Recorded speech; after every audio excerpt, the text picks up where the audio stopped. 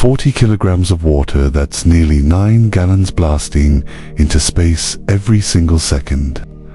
That's the mind-blowing discovery NASA's Swift Observatory made when it pointed its instruments at Comet 3 I Atlas in late July and early August.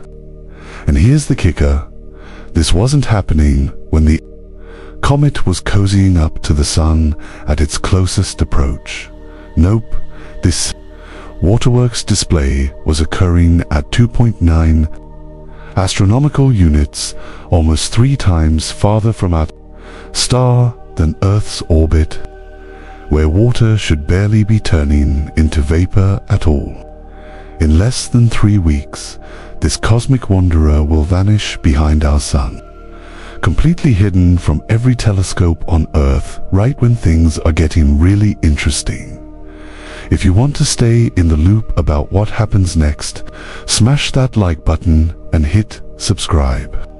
Drop a comment below telling me where you're tuning in from, what time it is there, and whether you think this is just some extreme comet activity or something else entirely.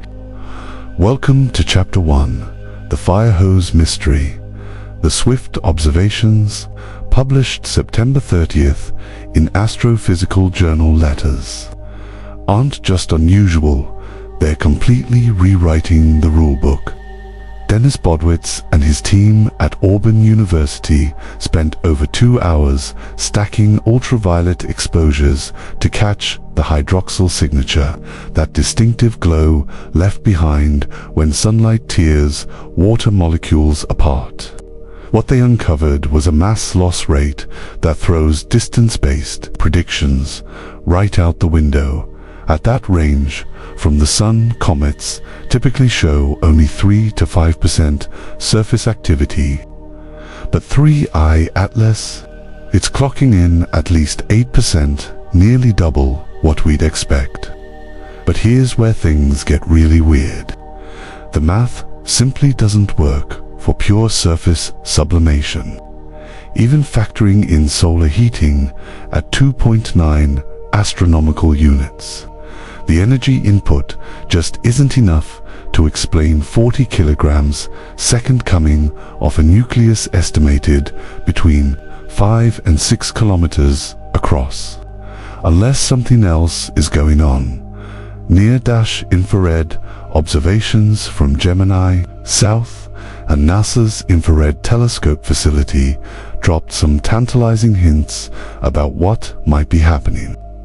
They spotted ice debris floating in the coma itself, not just vapor, but actual chunks of ice suspended in the clouds surrounding the nucleus. Once exposed to sunlight, even weak sunlight, these fragments heat up faster than surface ice because they have higher surface area to volume ratios. Each one becomes a miniature steam vent. Hundreds or thousands of them scattered through the coma, all contributing to the total water output. The result makes it look like the nucleus is far more active than it actually is. Zexi Xing, the lead author, put it simply: every interstellar comet so far has been a surprise. Oumuamua was dry. Borisov was rich in carbon monoxide. And now Atlas is giving up water at a distance where we didn't expect it. Each one is rewriting what we thought we knew. But why are those ice chunks there in the first place? Did 3I Atlas experience a fragmentation event before we detected it? Is this debris from millions of years of micrometeorite impacts during its interstellar journey? Or is this just how comets from the thick disk of the galaxy naturally behave? Their structure might be fundamentally different because they formed under conditions our solar system never experienced. The timing adds another layer of intrigue. 3I Atlas faded from Swift's view in August, too close to the sun for safe observation. But by early October, ESA's Mars orbiters caught it during a flyby at 30 million kilometers. The coma was clearly visible several thousand kilometers across, proving the activity was sustained. The comet is still hemorrhaging water as it approaches perihelion, and that's the critical word, approaches. Because right now, 3I Atlas is entering solar conjunction. Earth and the comet are on opposite sides of the Sun. No ground-based telescope can track it through the glare. It will reach perihelion on October 29th at 1:36. Astronomical units just inside Mars' orbit, completely hidden from our view. The solar radiation there will be orders of magnitude stronger than what Swift detected. If 40 kilograms per second was the baseline at 3 astronomical units, what happens at 1.4? The textbook answer is straightforward. The comet should brighten dramatically. The coma should expand. Supervolatile ice things like carbon dioxide and carbon monoxide that sublimate at lower temperatures than water should explode into space. The tail should grow into a spectacular streamer millions of kilometers long. We've seen this pattern hundreds of times with solar system comets, but 3I Atlas has already shown it doesn't follow. Textbook predictions. The water activity at 2.9 astronomical units wasn't supposed to happen. The 8% active surface coverage wasn't supposed to happen. The icy debris field in the coma wasn't something we anticipated. So what happens during the hidden perihelion passage is genuinely unknown. ESA's JWST spacecraft will have the best view between November 2nd and 25th. After 3I Atlas emerges from behind the Sun, JWST will observe with cameras, spectrometers, and particle sensors.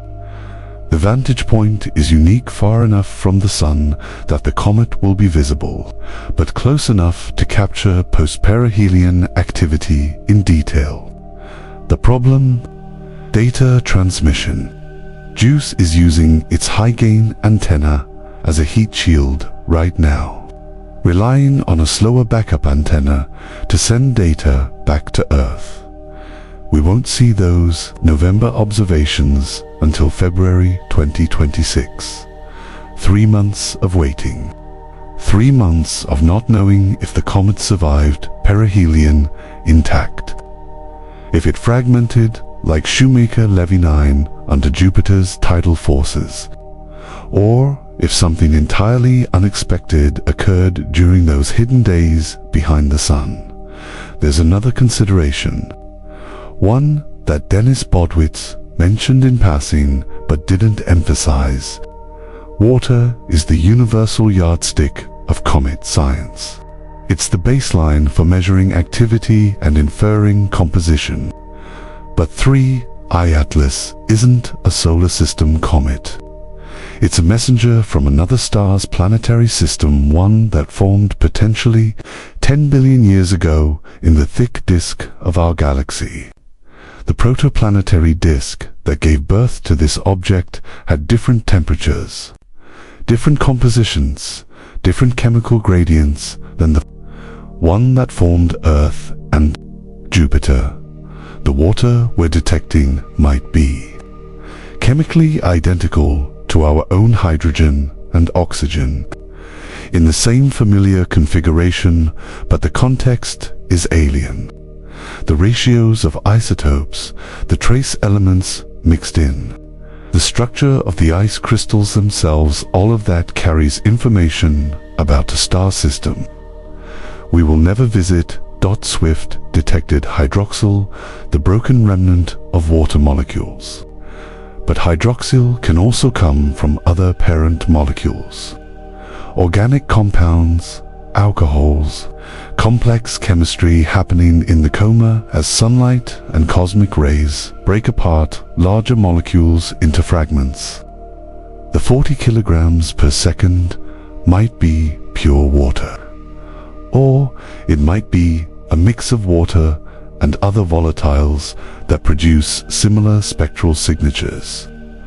We need higher resolution spectroscopy to know for certain. We need longer observation windows.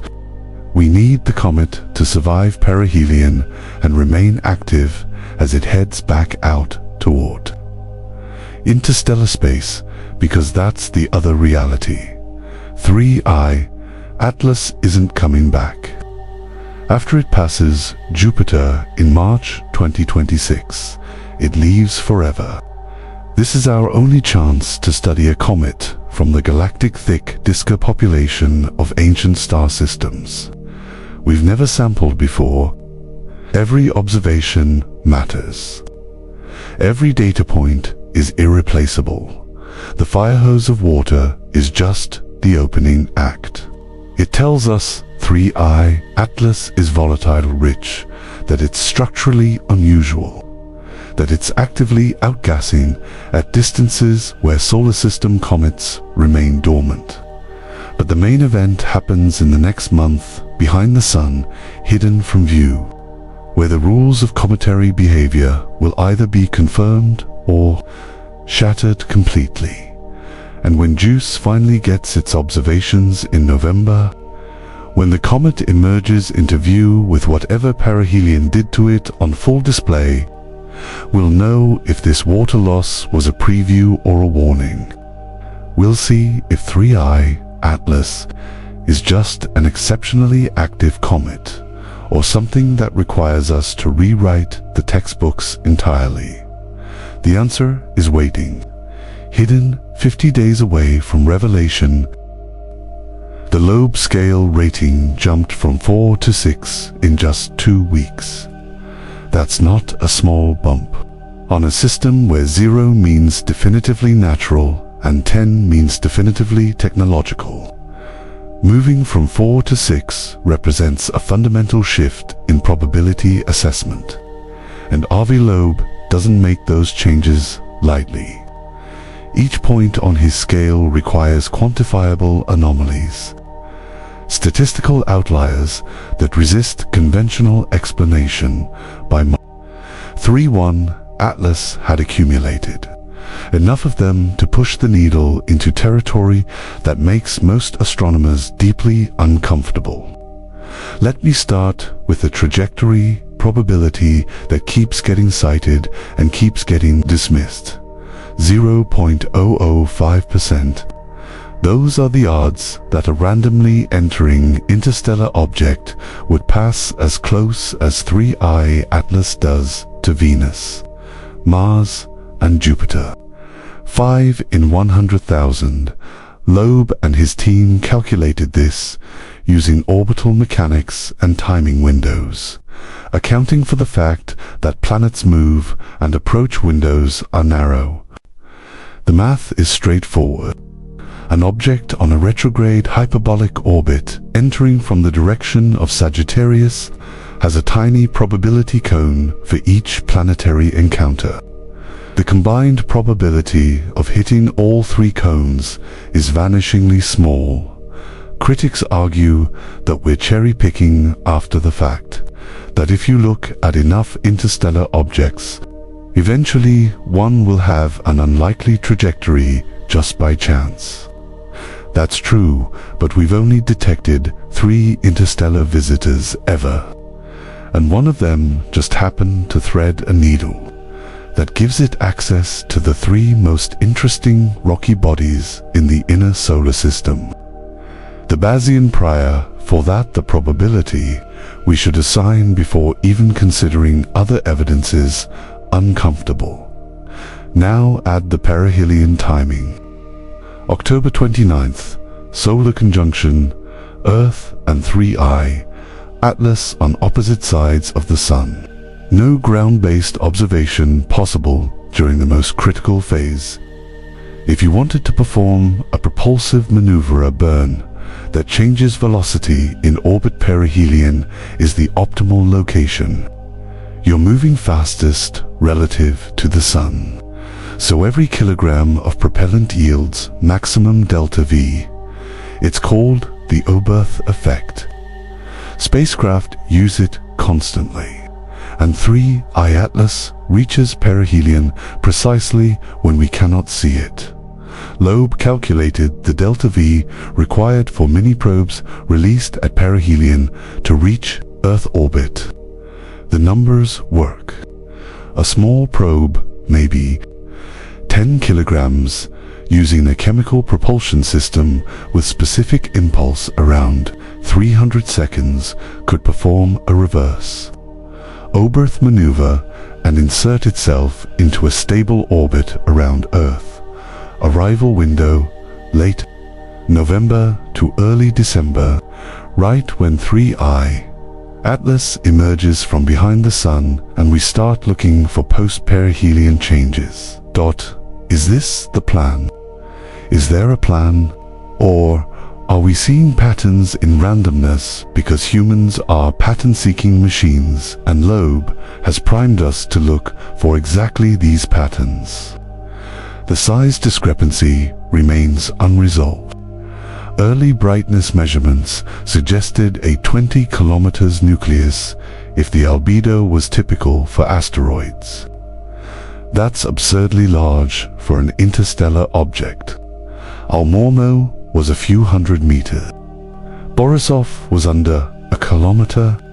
A 20 kilometers comet showing up in our solar system would be a statistical nightmare, the kind of event that shouldn't happen in a human lifetime. But then Hubble resolved the coma and the estimates dropped to 5 to 6 kilometers based on the actual nucleus brightness versus the total system brightness, including dust.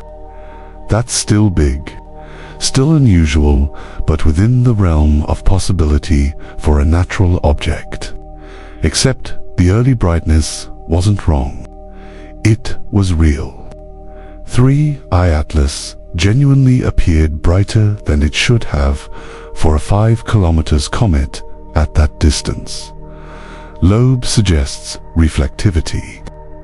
If the surface has metallic components, if the shape focuses reflected light, if the material properties are fundamentally different from porous ice and dust, you get anomalous brightness. You get an object that looks bigger than it is. That could be natural. Metallic asteroids exist. But combined with everything else, it adds weight to the probability scale. Then there's the dust configuration. Hubble images show maximum dust density on the sunward side. The heavy grains, the ones too massive for radiation. Pressure to push are concentrated ahead of the nucleus in the direction of travel. Standard cometary outgassing should produce jets perpendicular to the surface based on local heating patterns. Those jets can point in any direction depending on the rotation axis and the distribution of volatile ices. But sustained sunward dust ejection requires either a very specific rotation, pole orientation, or something else. Something that continuously expels material in the direction of motion regardless of which hemisphere faces the sun. Loeb points out this matches debris ejection from high-speed transit through the interstellar medium. If 3I Atlas has been traveling at 60 to 70 kilometers per second for millions of years, impacts with interstellar hydrogen atoms aren't trivial. Each impact releases energy. Enough impacts and you start eroding the leading surface. The dust we see could be impact ejected material continuously stripped off by ram pressure as the object plows through space. That's a natural explanation. But it's also consistent with venting from internal systems with attitude control thrusters maintaining orientation, or with any number of technological processes that would produce similar observables. The rotation period of 16.16 hours sits right in the middle of ambiguity, too slow to be spinning up from out, too fast to be tidally locked to anything. For a rubble pile comet held together by weak gravity, the rotation is stable and unremarkable. For a solid object, natural or manufactured, the rotation is equally stable and unremarkable. It tells us nothing definitive, but the approach angle is harder to dismiss. Coming from Sagittarius means coming from the direction of the galactic center, the most crowded, brightest region of the sky. Detection against that background is extraordinarily difficult. We only spotted 3I Atlas because Atlas survey telescopes are specifically designed to catch fast-moving objects, and even then it was nearly missed. Pre-discovery images go back to mid-June, but the object was barely visible at magnitude 20. A few weeks earlier, and we would have had no observations at all. It would have passed through the inner solar system completely undetected. If you're planning a reconnaissance mission to an alien solar system, approaching from the galactic center is tactically sound. You arrive masked by background light, giving the inhabitants minimal warning. By the time detection occurs, you're already deep in the system, too late for any meaningful response. Is that what happened? Or is this another case of retrofitting intent onto coincidence? The early spectroscopic confusion adds another data point. Multiple teams reported no carbon-based molecules in the first weeks. No clear water signature, just reddish dust and ambiguous absorption features. It looked active, but not cometary. Loeb argued this was the smoking gun, the proof that 3I Atlas was not behaving like a natural comet. Then more observations came in. Water was detected. Carbon dioxide dominated the coma. The spectral signatures started matching cometary expectations. Loeb revised his position, but noted the initial ambiguity remains unexplained. Why did it take so long for the comet to show standard volatile signatures? Why the early confusion? One possibility is observational bias. Early spectra were low resolution, short exposure, taken when the comet was still faint. As it brightened and better instruments locked on, the data improved. What looked like an absence of volatiles was just an absence of sufficient signal-to-noise ratio. That's the boring answer. That's probably the correct answer, but probably is doing a lot of work in that sentence. Loeb isn't claiming certainty. He's claiming we should look that the probability is not, that the consequences of being wrong, dismissing a technological artifact as a comet, because comets are common and artifacts are not, would be catastrophic for our understanding of intelligence in the universe. He wants the Galileo project, observatories monitoring for secondary evidence during November and December. If 3I Atlas releases probes, if those probes enter Earth's atmosphere to study our planet up close, there might be an uptick in unidentified aerial phenomena, objects moving in ways that defy conventional aerodynamics. Radar returns that don't match natural objects or human technology. Is this likely? No. Loeb admits the odds favor a natural comet, but the odds aren't 100%. And in that gap between highly probable and absolutely certain lives, the entire field of technosignature research. We've spent 60 years listening for radio signals from alien civilizations. We've built massive telescopes to catch laser flashes from distant stars.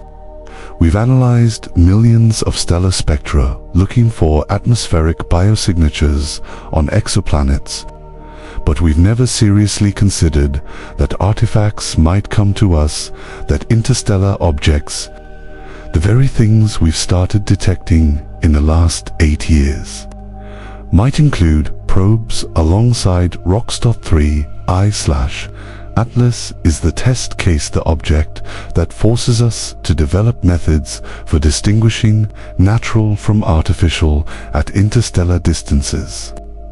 And those methods don't exist yet. We have brightness curves and spectra and trajectory analysis. But we don't have a robust framework for saying this is definitely natural or this requires further investigation. Loeb is trying to build that framework in real time. Using 3I Atlas as the calibration target, the mothership hypothesis itself is elegant in a terrifying way. You don't send one probe to one star. Solar conjunction isn't supposed to be this dramatic. Most comets pass behind the sun, disappear from view for a few days or weeks, then emerge on the other side looking predictably different, brighter if they survived, fragmented if they didn't. Astronomers have watched this pattern for centuries. We know what to expect, but 3I Atlas is reaching perihelion at 1.36 astronomical units on October 29th, completely hidden behind the solar glare. And the uncertainty about what happens next is driving the community into uncharted territory. The geometry is cruel. Earth and the comet are on opposite sides of the sun, with an angular separation that makes ground-based observation impossible. You can't point a telescope at an object 12 from the sun without destroying the instrument or blinding the detectors. The solar glare overwhelms everything. Even space-based telescopes like Hubble have strict solar exclusion zones.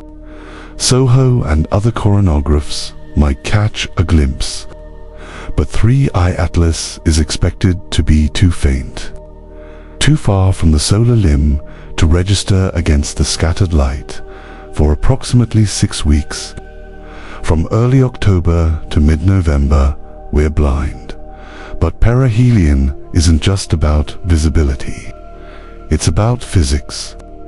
At 1.36 astronomical units, the solar flux is intense enough to vaporize every volatile compound on the comet's surface. Water ice sublimates aggressively. Carbon dioxide, which has been the dominant gas in the coma based on JWST observations, transitions from solid to vapor almost instantaneously. Carbon monoxide, ammonia, methane, any supervolatiles trapped in the ice matrix, all of them released. Simultaneously, the nucleus should become a pressure cooker. Gas escaping through cracks and vents, dust lifted by the expanding vapor, the coma swelling to millions of kilometers, the tail stretching behind like a banner. That's the model. That's what every textbook predicts. But the model assumes we understand the composition and structure of 3I Atlas, and we don't. Not really. The JWST data from August 6th revealed something unexpected. An 8-to-1 ratio of carbon dioxide to water. That's among the highest ever recorded for a comet. Most solar system comets show ratios closer to 1-to-1 or even water-dominated chemistry. Carbon dioxide is common, but rarely the primary volatile. 3-1 Atlas flips that relationship. It's a dry ice comet with water as the secondary component that changes everything about how perihelion should behave. Carbon dioxide ice sublimates at much lower temperatures than water ice. At 1.36 astronomical units, the surface temperature on the sunward side could reach 200 Kelvin or higher. That's well above the sublimation point for CO2, which kicks in around 150 Kelvin. but water ice needs closer to 270 Kelvin to sublimate efficiently. So we get a decoupling. The carbon dioxide explodes off the surface immediately. The water buried underneath or mixed into the ice matrix sublimates more slowly. The result is a two-stage outgassing event.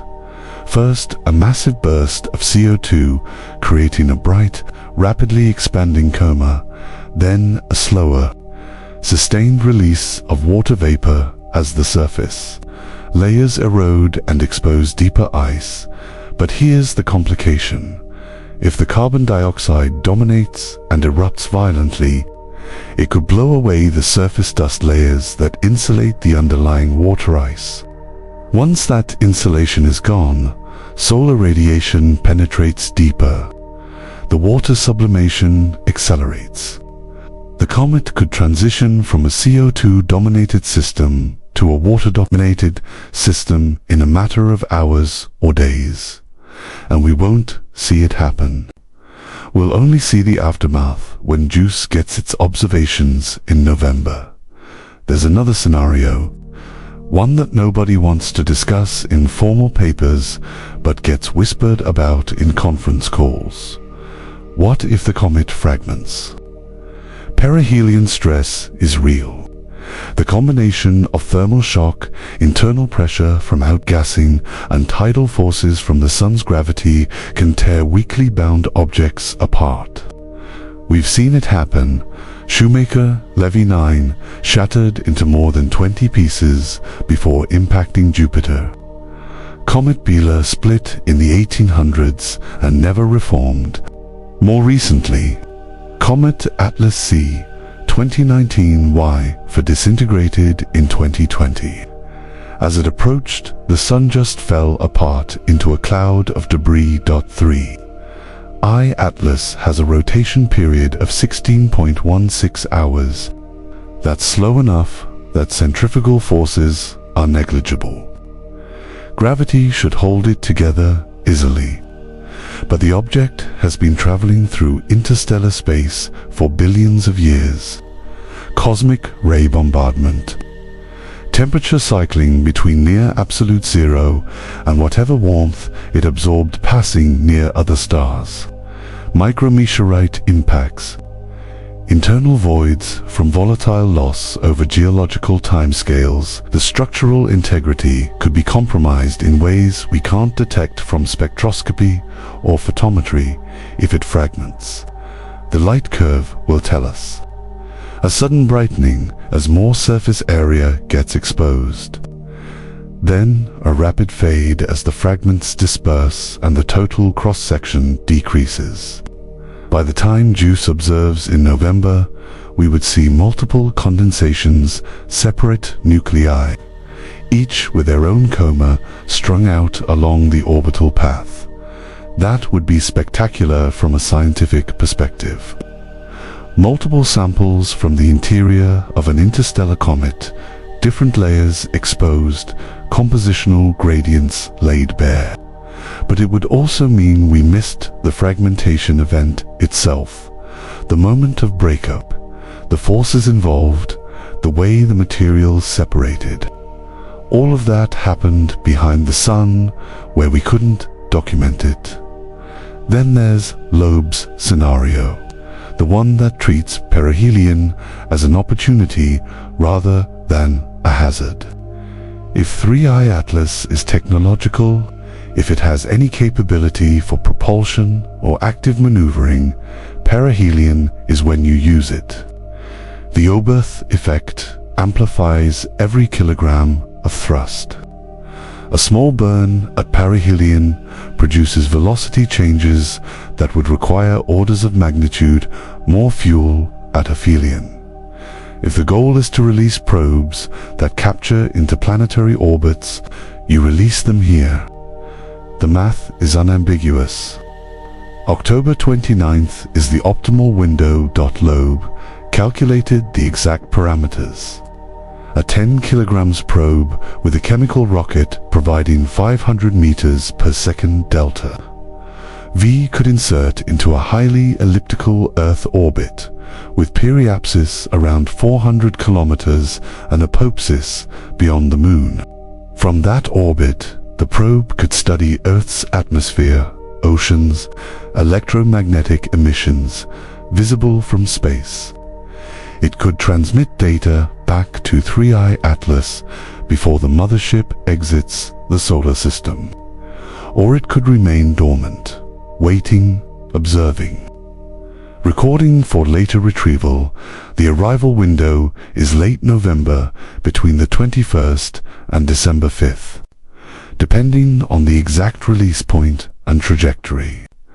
That assumes the probes use minimal correction burns during transit. If they have more fuel, more sophisticated guidance systems, the arrival window expands. We could see them earlier or later. We could miss them entirely if they maneuver to avoid detection. And here's the uncomfortable question. Would we even recognize them? Our space surveillance network tracks catalogued objects, satellites, debris, spent rocket stages. We know where they are and where they should be based on orbital mechanics. Something new appearing in an unexpected orbit would trigger alerts. But the response time isn't instantaneous. By the time we identified an anomaly, investigated its origin, ruled out natural explanations, the probe could have completed its primary mission and changed orbits again. Loeb has tasked the Galileo Project observatories to monitor for exactly this. 3 sites running continuous all-sky surveys in optical, infrared, and radio wavelengths. Any transient event, any object moving in ways that defy standard ballistic trajectories, gets flagged for analysis. During the November-December window, the detection threshold will be lowered.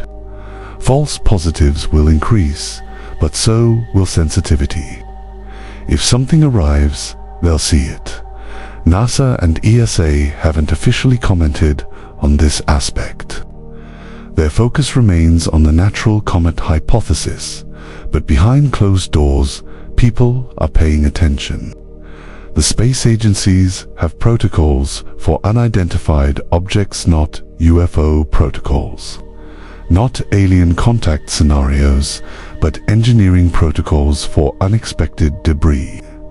Untracked satellites, potential collisions. Those protocols can be adapted. If an object appears in Earth orbit with no launch history, no catalog entry, no plausible natural origin, the protocols activate. Tracking intensifies. Military assets get involved. The international community starts asking questions.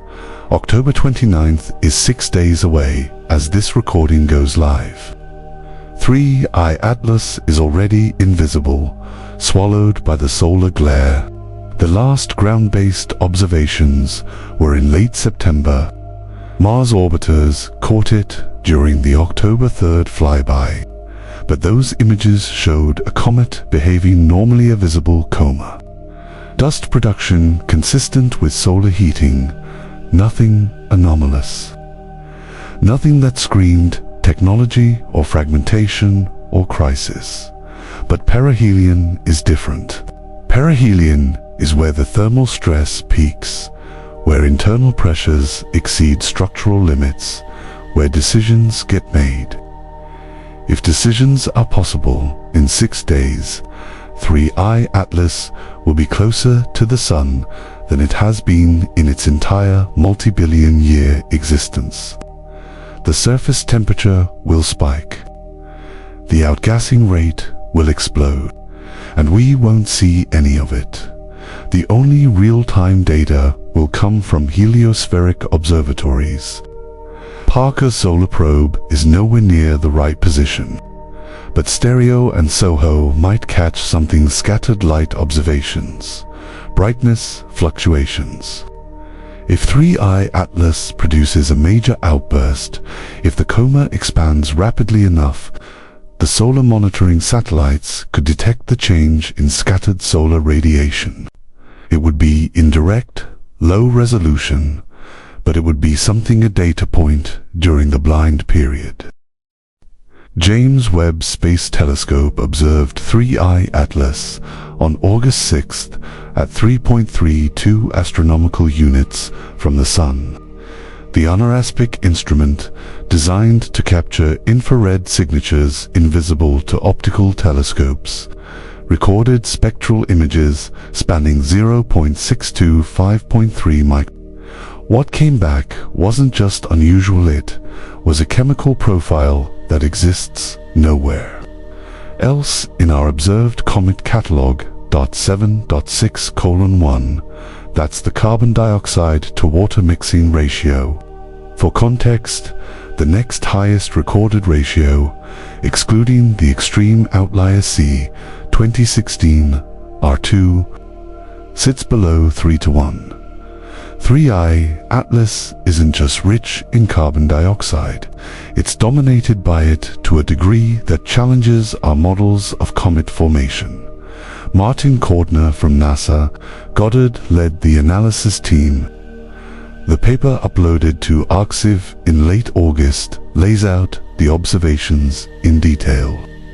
The coma shows enhanced outgassing on the sunward side exactly as expected from solar heating. Water is present. Carbon monoxide is present. Carbonyl sulfide shows up in tentative detections.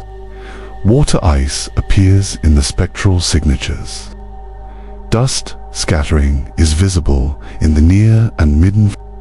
All of it normal. All of it fitting comet behavior. Behavior except for that ratio. 7.621 is 4.5 sigma above.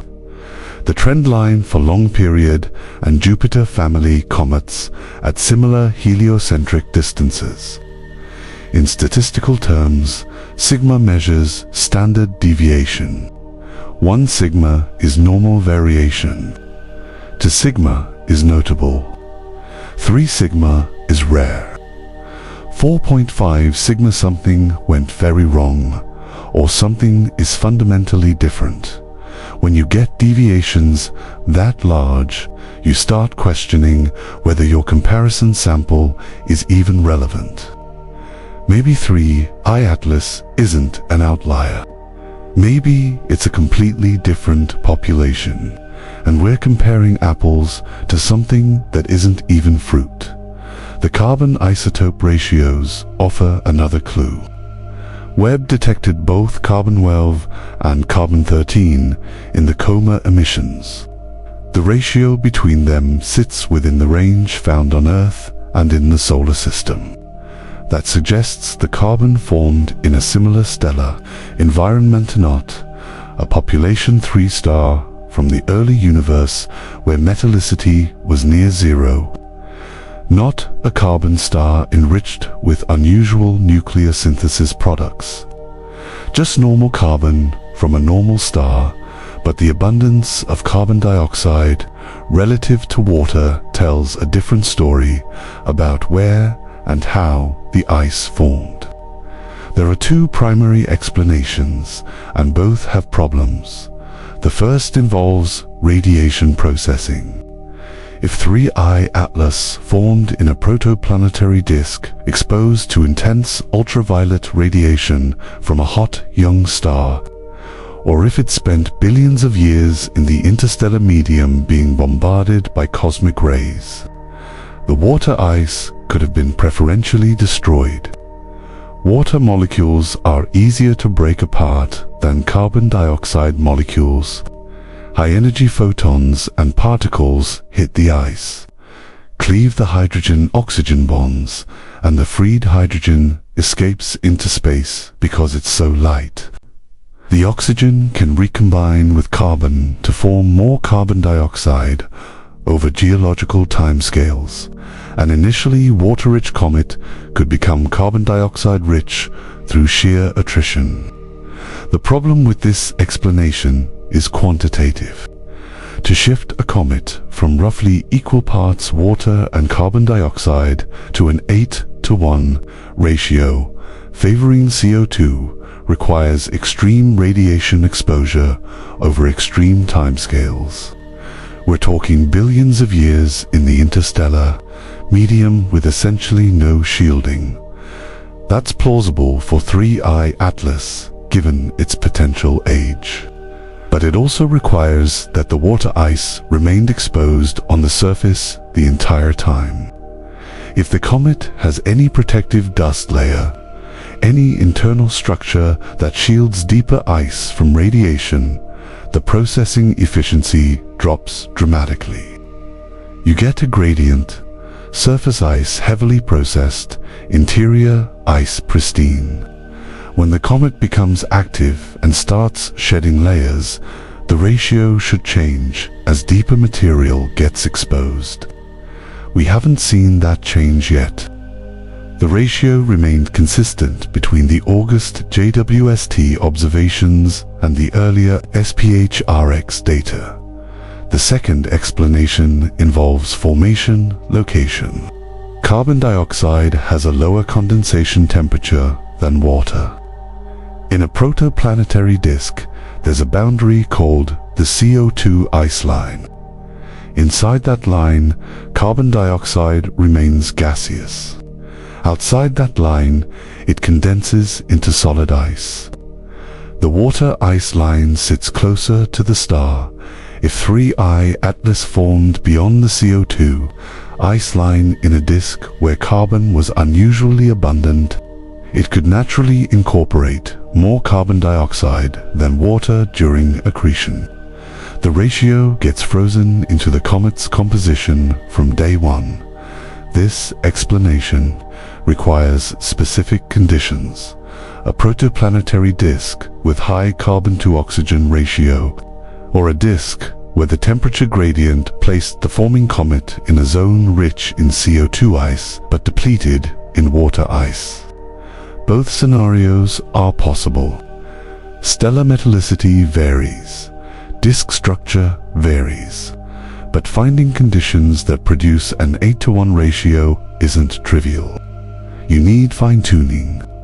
You need a star system that looks noticeably different from our own in ways that should be rare but not impossible. SPHRX observations from JWST provide supporting evidence. The Space Infrared Telescope detected a massive carbon dioxide cloud extending at least 348,000 kilometers from the nucleus. No corresponding water cloud at similar scales. The CO2 is escaping faster, traveling farther, dominating the coma structure. Meanwhile, water production remained below detection limits for with an upper bound around 4.5 kilograms per second. That's an order of magnitude below the swift detection of 40 kilograms per second, which itself was questionable given the distance and methodology. The discrepancy tells us something important. Water detection is hard. It requires specific wavelengths and specific instruments. Swift detected hydroxyl breakdown product, not water itself. SPHRX looked for water emission lines in the infrared and came up empty. JWST found water, but at lower abundance than carbon dioxide. Each telescope sees a different piece of the puzzle. Reconciling them requires assumptions about chemistry, photodissociation rates, and spatial distribution. None of those assumptions are well constrained for an interstellar comet with unknown composition. 1. Detail from the JWST data stands out. The water emission at 2.7 micrometers shows spatial structure. It's not uniformly distributed in the coma. There are bright regions and dim regions, suggesting localized sources jets, perhaps, or pockets of water-rich ice mixed into a carbon dioxide-dominated matrix. When those pockets get exposed to sunlight, they release water in bursts rather than steady sublimation. The result looks patchy in the spectral maps. The carbon dioxide emission at 4.3 micrometers is smoother, more evenly distributed, consistent with widespread sublimation across the entire sunward hemisphere. That spatial difference has implications for the comet structure. If 3I Atlas is compositionally homogeneous, just carbon dioxide ice throughout the outgassing should be uniform. The fact that water shows localized emission suggests heterogeneity. Chunks or layers or pockets of different composition mixed together, like a geological formation with distinct strata. Each layer recording a different epoch of the comet's formation or evolution. As the surface erodes, different layers get exposed and the gas production changes accordingly. But there's a competing interpretation. The localized water emission could be coming from the icy debris field in the coma, the same chunks that Swift indirectly detected through hydroxyl. If those fragments have different compositions than the nucleus, if some are water-rich, while others are carbon dioxide-rich, the spatial variations make sense. You're not seeing structure on the nucleus shore, seeing structure in the clouds surrounding it. Hundreds or thousands of ice chunks, each one a miniature comet, each one contributing to the total emission in different proportions. Distinguishing between these interpretations requires higher resolution imaging. We need to resolve the nucleus itself, see if there are active regions or jets or specific vents releasing gas. Hubble can't do it. The nucleus is too small and too far away. JWST can't do it. The field of view is too narrow and the comet is moving too fast for detailed mapping. JWST might do it in November if the comet is bright enough and close enough and the cameras can track properly. But that's still uncertain. The carbonyl sulfide detection tentative as it is adds another layer. OCS isn't common in solar system comets. It appears occasionally, usually in small quantities, and its presence suggests sulfur chemistry in the protoplanetary disk. If 3I Atlas has measurable OCS, it tells us the parent star system had sulfur available during planet formation. Combined with the carbon dioxide dominance, we're building a picture of a star system with unusual volatile ratios. High carbon, high sulfur, low oxygen, or at least lower water. Why does that matter? Because volatile chemistry drives habitability.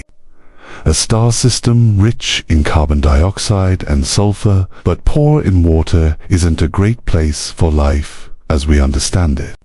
Water is the universal solvent, the medium where biochemistry happens. Carbon dioxide is useful.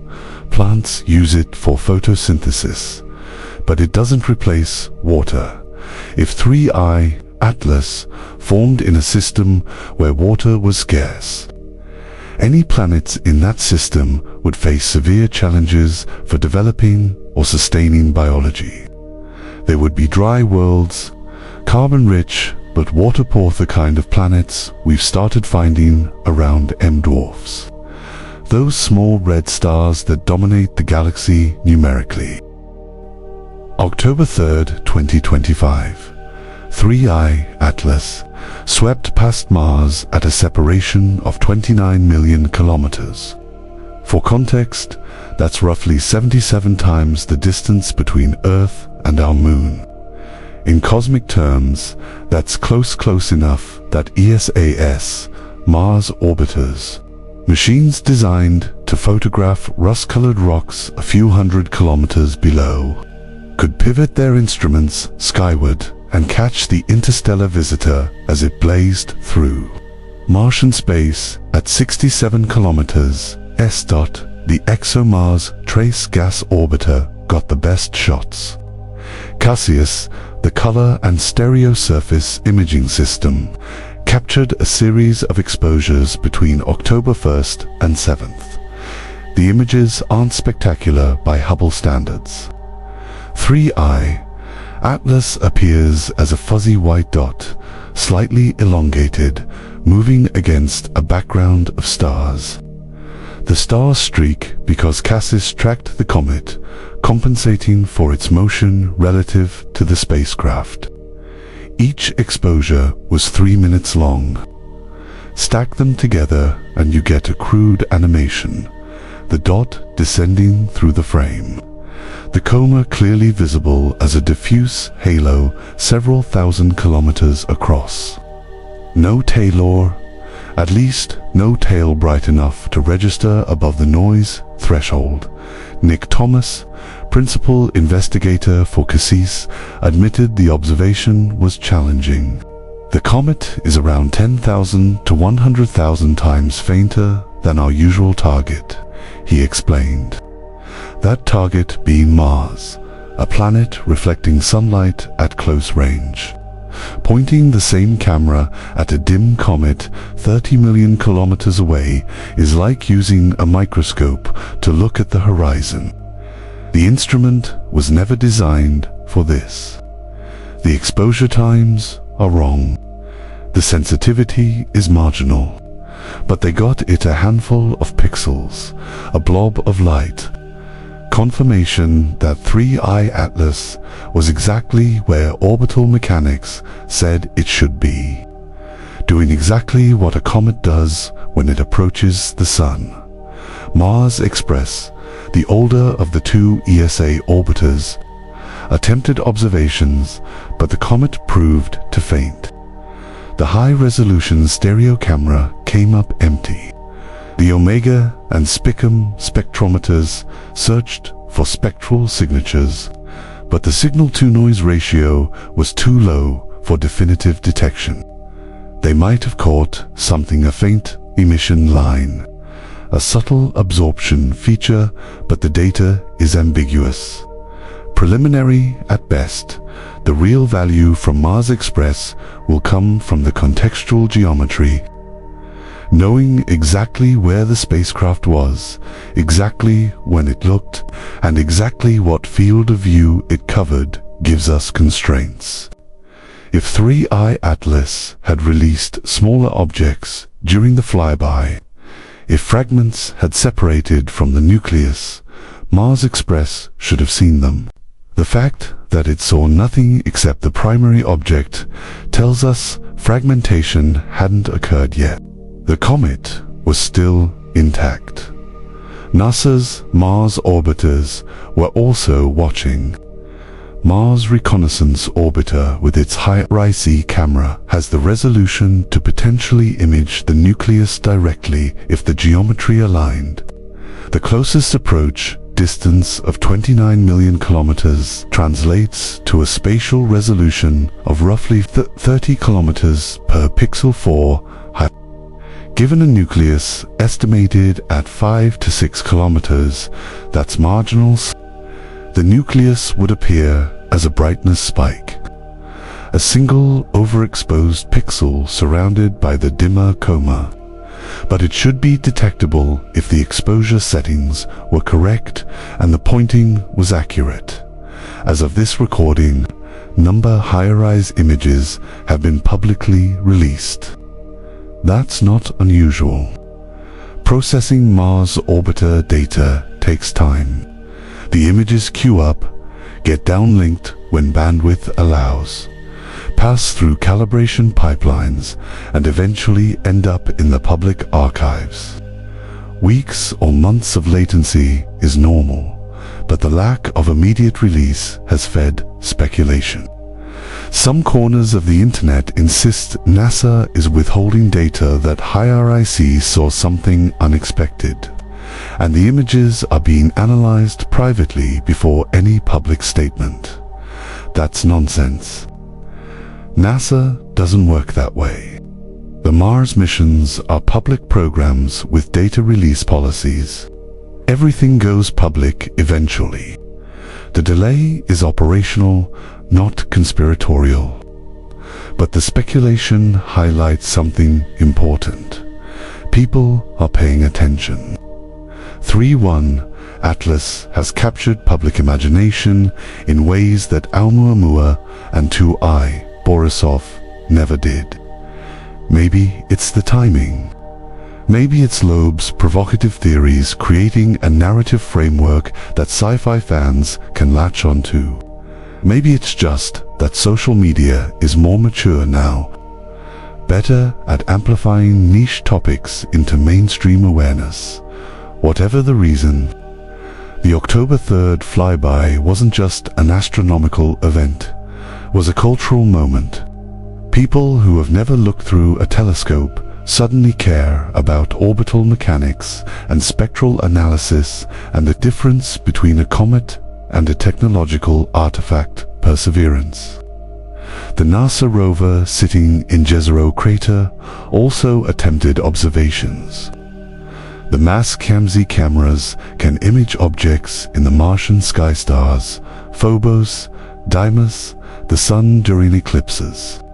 In theory, they could catch 3I Atlas if the comet was bright enough and high enough above the horizon during the rover's operational window on October 1st. Several Mars-CAMZ images captured a faint streak in the sky. Simeon Schmuser, an astrophotographer, stacked those images and enhanced the contrast. The result shows a smudge where orbital predictions placed 3I Atlas. It's not definitive. It could be a cosmic ray hit. It could be image compression artifacts. But the position matches. The timing matches. And if it's real, it's the only ground-level view of an interstellar object ever captured from another planet. Loeb posted about it, used it as evidence that the comet is trackable, observable, within reach of existing instruments if we just point them in the right direction. Others pushed back. The streak is too faint, too ambiguous. Extraordinary claims require extraordinary evidence, and a smudge in a stacked image doesn't clear that bar. But the debate itself is valuable. It forces people to engage with the data, to think critically about what constitutes proof versus possibility, to grapple with the uncertainty that defines the edge of discovery. China's Tianwen-1 orbiter and UAE's Hope spacecraft were also positioned near Mars during the flyby. Both carry cameras and spectrometers. Both could theoretically observe 3I Atlas. No data from either mission has been released yet. Tianwen-1 operates under different data-sharing protocols than NASA or ESA. Images and results filter out through academic papers and press. Releases on timelines that don't match Western expectations. Hope is more transparent, but its primary mission is atmospheric science, not deep space observation. If either spacecraft captured useful data, we'll find out eventually. But the silence isn't evidence of absence. It's just the nature of international space exploration, where coordination is imperfect and priorities vary. The Mars flyby was always going to be snapshot, a brief window where geometry aligned and cameras could pivot skyward before returning to their primary missions. But that snapshot confirms critical details. 3I Atlas was intact. The coma was active and visible. The orbit matched predictions to within measurement uncertainties.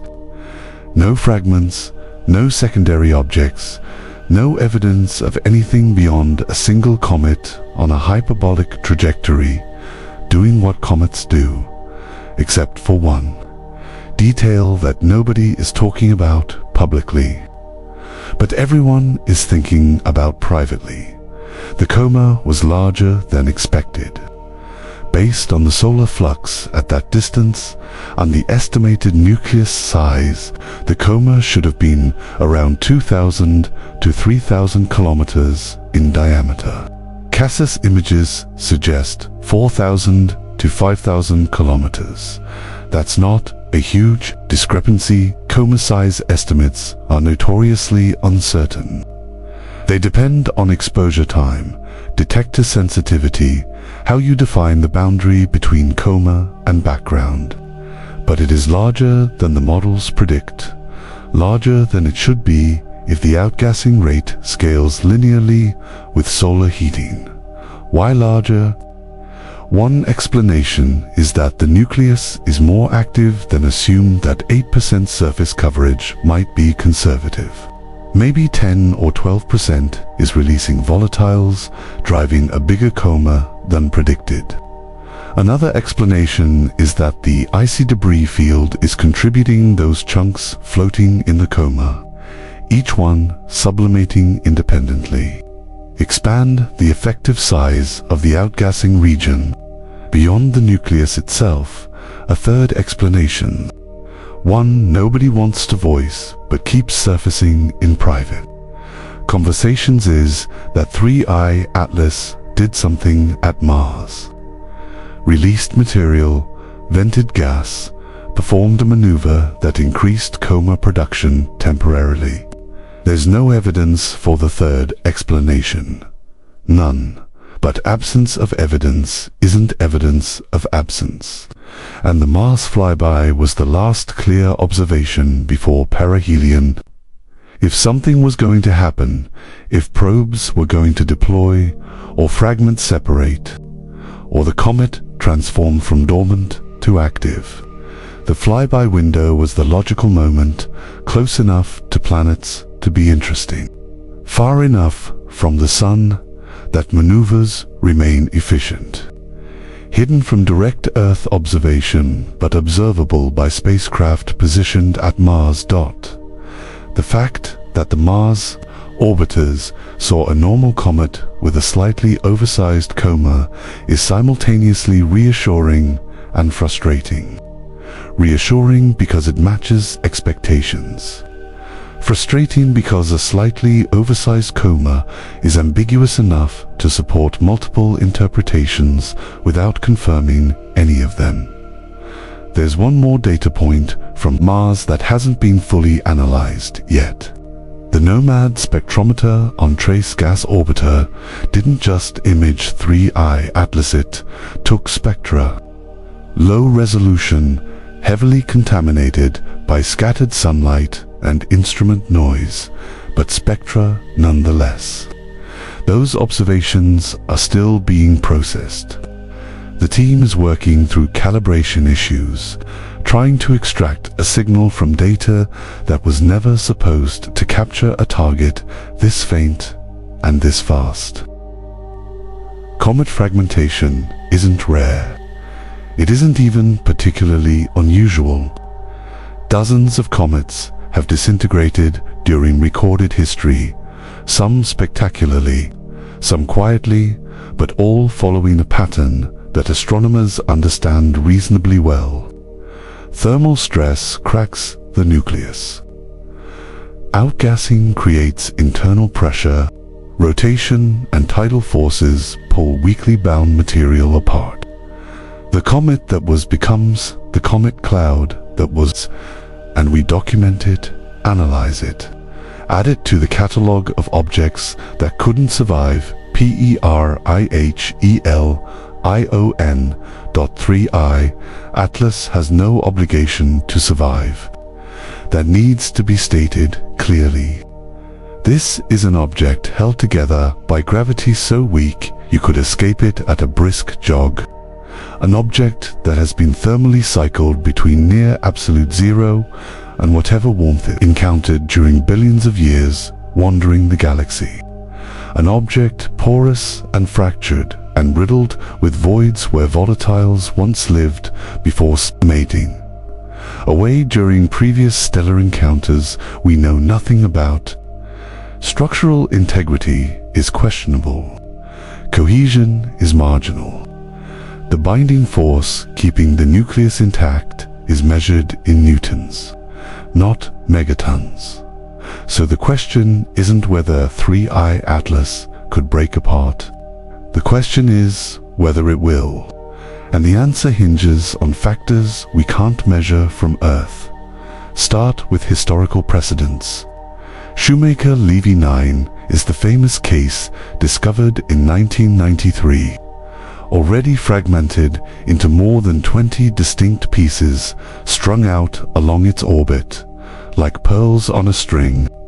The breakup happened in 1992 during a close pass by Jupiter. Tidal forces exceeded the comet's tensile strength. The nucleus pulled apart. By the time we detected it, fragmentation was complete. 18 months later, the fragments impacted Jupiter in a series of collisions that left dark scars visible for months.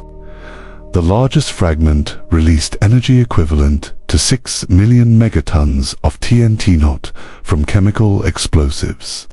Just kinetic energy. Mass times velocity squared divided by 2. Physics doesn't care about your comfort level, but Shoemaker-Levy 9 was a Jupiter family comet small. Loosely bound, already weakened by previous orbital passes. 3I Atlas is larger, denser, and this is its first and only pass through the inner solar system. Different circumstances, different risk factors. Comet 73P, Schwarzmann-Walkman, fragmented during the 1995 apparition, then fragmented again in 2006. Each passage past the Sun shed pieces.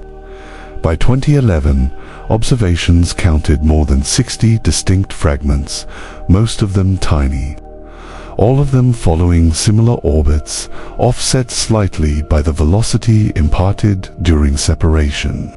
The parent nucleus still exists, still orbits, but diminished, eroded, losing mass with each perihelion until eventually nothing remains but a debris streamer, meteor shower waiting to happen when Earth crosses that orbit centuries from now. Comet C 2019. Y for Atlas, confusingly sharing part of its name with 3I Atlas, but completely unrelated. Disintegrated in April 2020, it was approaching its first perihelion, brightening as expected, generating excitement among amateur astronomers who thought it might become visible to the naked eye. Then it started fading rapidly. Within days, it went from a compact nucleus to a cloud of fragments too small to resolve individually. Hubble imaged the breakup. The fragments spread out, dimmed, disappeared. The comet ceased to exist as a coherent object. Nobody knows why C 2019. Why, for fragmented, it wasn't particularly close to the Sun yet. Tidal forces were negligible. Rotation wasn't extreme. Best guess is thermal stress rapid. Heating on the sunward side while the night side remained frozen created differential expansion. The nucleus cracked. Once cracked, outgassing exploited the weakness. Gas pressure from sublimating ice forced the crack wider. The process accelerated. Within hours or days, structural failure became catastrophic. Could that happen to 3I Atlas? Absolutely. The thermal gradient at perihelion will be severe. One side baking in direct solar radiation, the other side in shadow, cold, barely affected. The temperature difference could reach hundreds of degrees Kelvin across a nucleus only 5 to 6 kilometers wide. That's a recipe for mechanical stress. Add internal pressure from carbon dioxide, sublimation which happens exclusively at the temperatures 3i Atlas will experience, and you have all the ingredients for a breakup event. But there's a count. 3i Atlas has been active for months, since at least June, when pre-discovery images show a faint coma. The comet has been outgassing, releasing pressure, eroding its surface gradually. That slow erosion might actually prevent catastrophic failure. Think of it like a pressure relief valve. As long as gas can escape steadily through surface vents and cracks, internal pressure never builds to dangerous levels. The comet sheds volatiles at a controlled rate, losing mass but maintaining structural integrity. The rotation period supports this. 16.16 hours is stable, not speeding up, not slowing down. If outgassing was uneven, if jets were firing asymmetrically, we'd see changes in rotation rate as those jets impart torque on the nucleus. The fact that rotation remains constant suggests balanced outgassing, symmetrical erosion. The nucleus isn't being torn apart by its own activity. Then there's the size advantage. Larger comets are harder to fragment. Gravity scales with mass. Tensile strength scales with cross-sectional area. For a 5 kilometers object, even one made of loosely consolidated ice and dust, gravity wins. The escape velocity is only a few meters per second, but that's enough to hold rubble together against rotation and moderate out. You need a significant impulse to overcome that binding energy. Major outburst, a collision, a tidal encounter closer than 3i Atlas will experience, unless the nucleus is already fractured, already compromised, a rubble pile held together by friction rather than cohesion. In that case, even minor stress could trigger separation. The fragments wouldn't fly apart violently. They would drift slowly, diverging as their slightly different orbits caused them to separate over days and weeks. From a distance, it would look like the comet was fuzzing out, the nucleus becoming less distinct, the coma growing asymmetric. Eventually, multiple condensations would appear, separate peaks in the brightness distribution, each one a fragment following its own trajectory. Close to, but not identical with, the original orbit, Cassis. Images from October 3rd show no evidence of fragmentation at that point. The nucleus appears as a single brightness concentration, but resolution was poor. If fragments had separated by only a few kilometers, Cassis wouldn't have resolved them. They would still appear as one fuzzy blob. The only way to confirm integrity is through higher resolution imaging post-perihelion, and that falls to JWST. Now consider Loeb's alternative interpretation. What if fragmentation isn't random? What if it's deliberate? A mothership reaching perihelion and releasing many probes looks, from a distance, identical to a comet breaking apart under thermal stress. You see multiple objects where there was one. You see them following divergent trajectories. You see brightness variations as the fragments tumble and present different cross-sections to the sun. All of it explainable by natural processes. All of it also explainable by intentional deployment. The difference is in the details. Natural fragments follow ballistic trajectories. Their orbits are determined entirely by the velocity they had at separation and the gravitational field they're moving through. You can predict where each fragment will be based on Newtonian mechanics. No surprises. Deployed probes, on the other hand, can maneuver. They have propulsion, guidance systems, the ability to change their trajectory after separation. If fragments appear that don't follow predicted ballistic paths, if they accelerate or decelerate or change direction, that's a technosignature. Definitive. Loeb has called this the dandelion hypothesis, a mothership that disperses seeds, each seed a probe carrying sensors and communication equipment. The biological analogy is deliberate. Dandelions don't place their seeds carefully, they scatter them on the wind, relying on quantity over precision. Most seeds land in poor soil and die. A few find favorable conditions and thrive. For a technological civilization exploring the galaxy, the strategy is similar. Release hundreds of probes. Most fail or find nothing interesting. A few succeed and return data. The cost per probe is low. The potential return is enormous. If 3I Atlas follows this model, perihelion is the dispersal moment. The probes deploy. They use the sun's gravity and their own propulsion to reach target planets Earth. Mars, Venus, maybe Europa or Enceladus if the mission profile includes icy moon surveys. Each probe has a specific destination and enough fuel to reach it. Within weeks or months, they arrive, begin observations, transmit data back to the mothership before it exits the solar system beyond communication range. From our perspective on Earth, we see what looks like a comet fragmenting.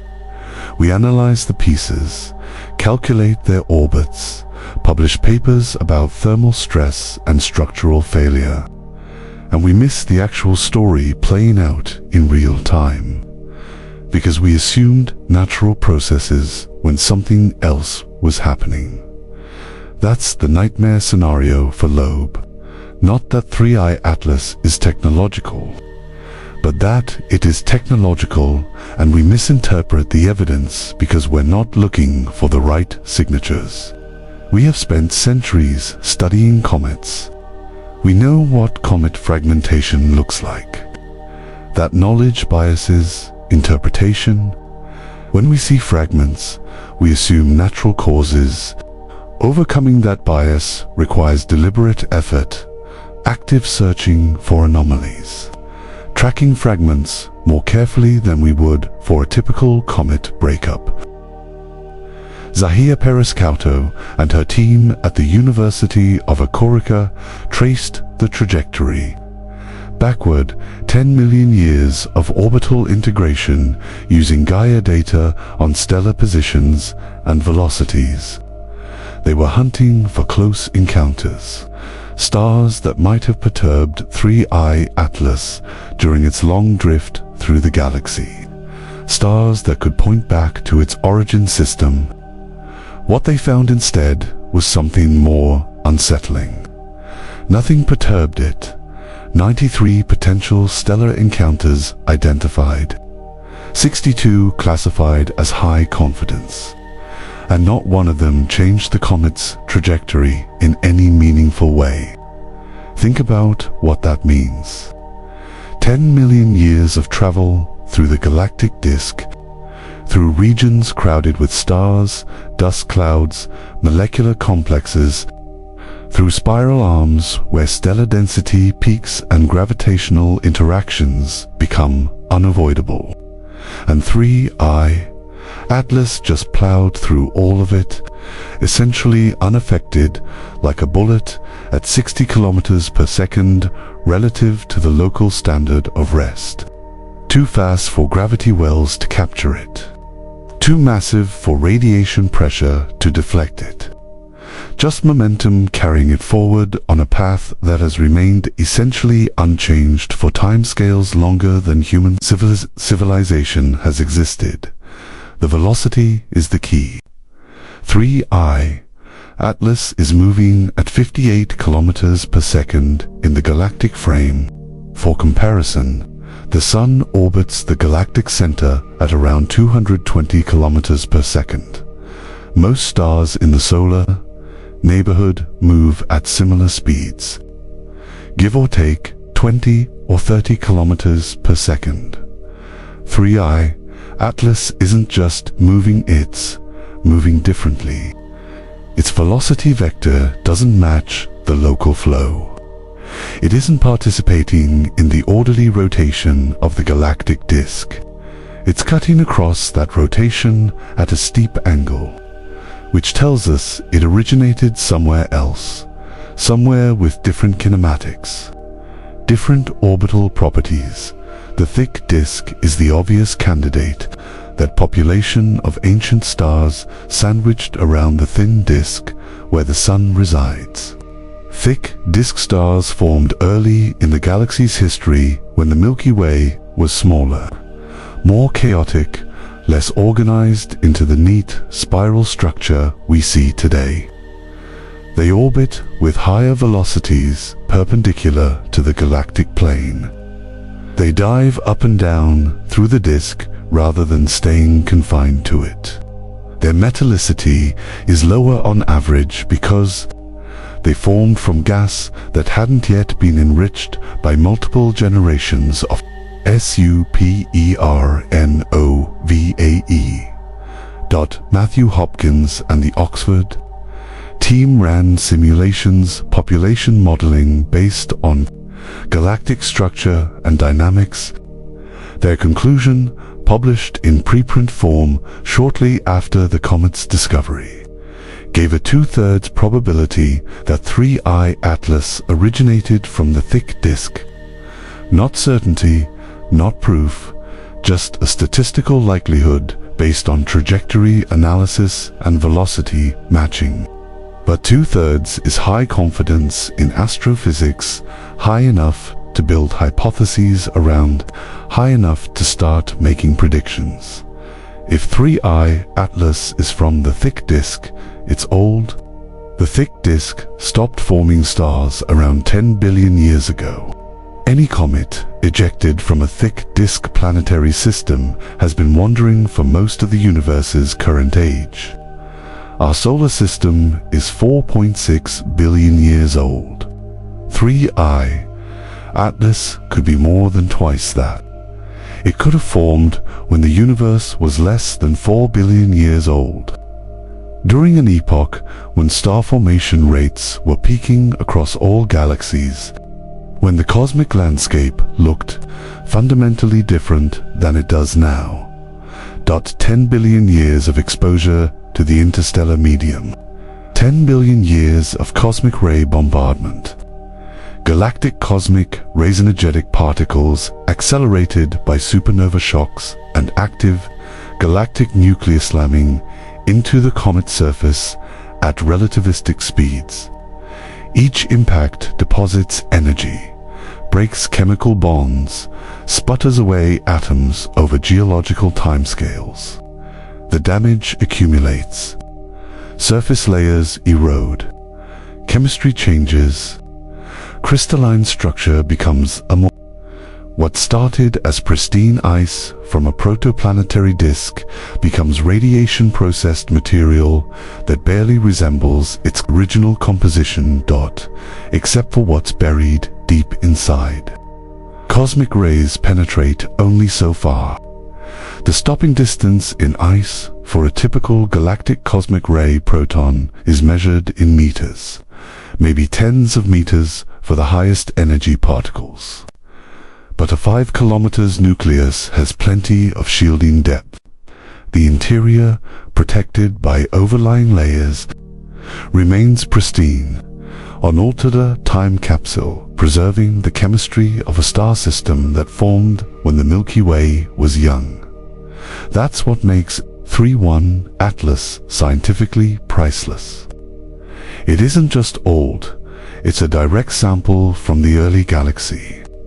A piece of a protoplanetary disk that condensed into a comet while the thick disk was still actively forming stars.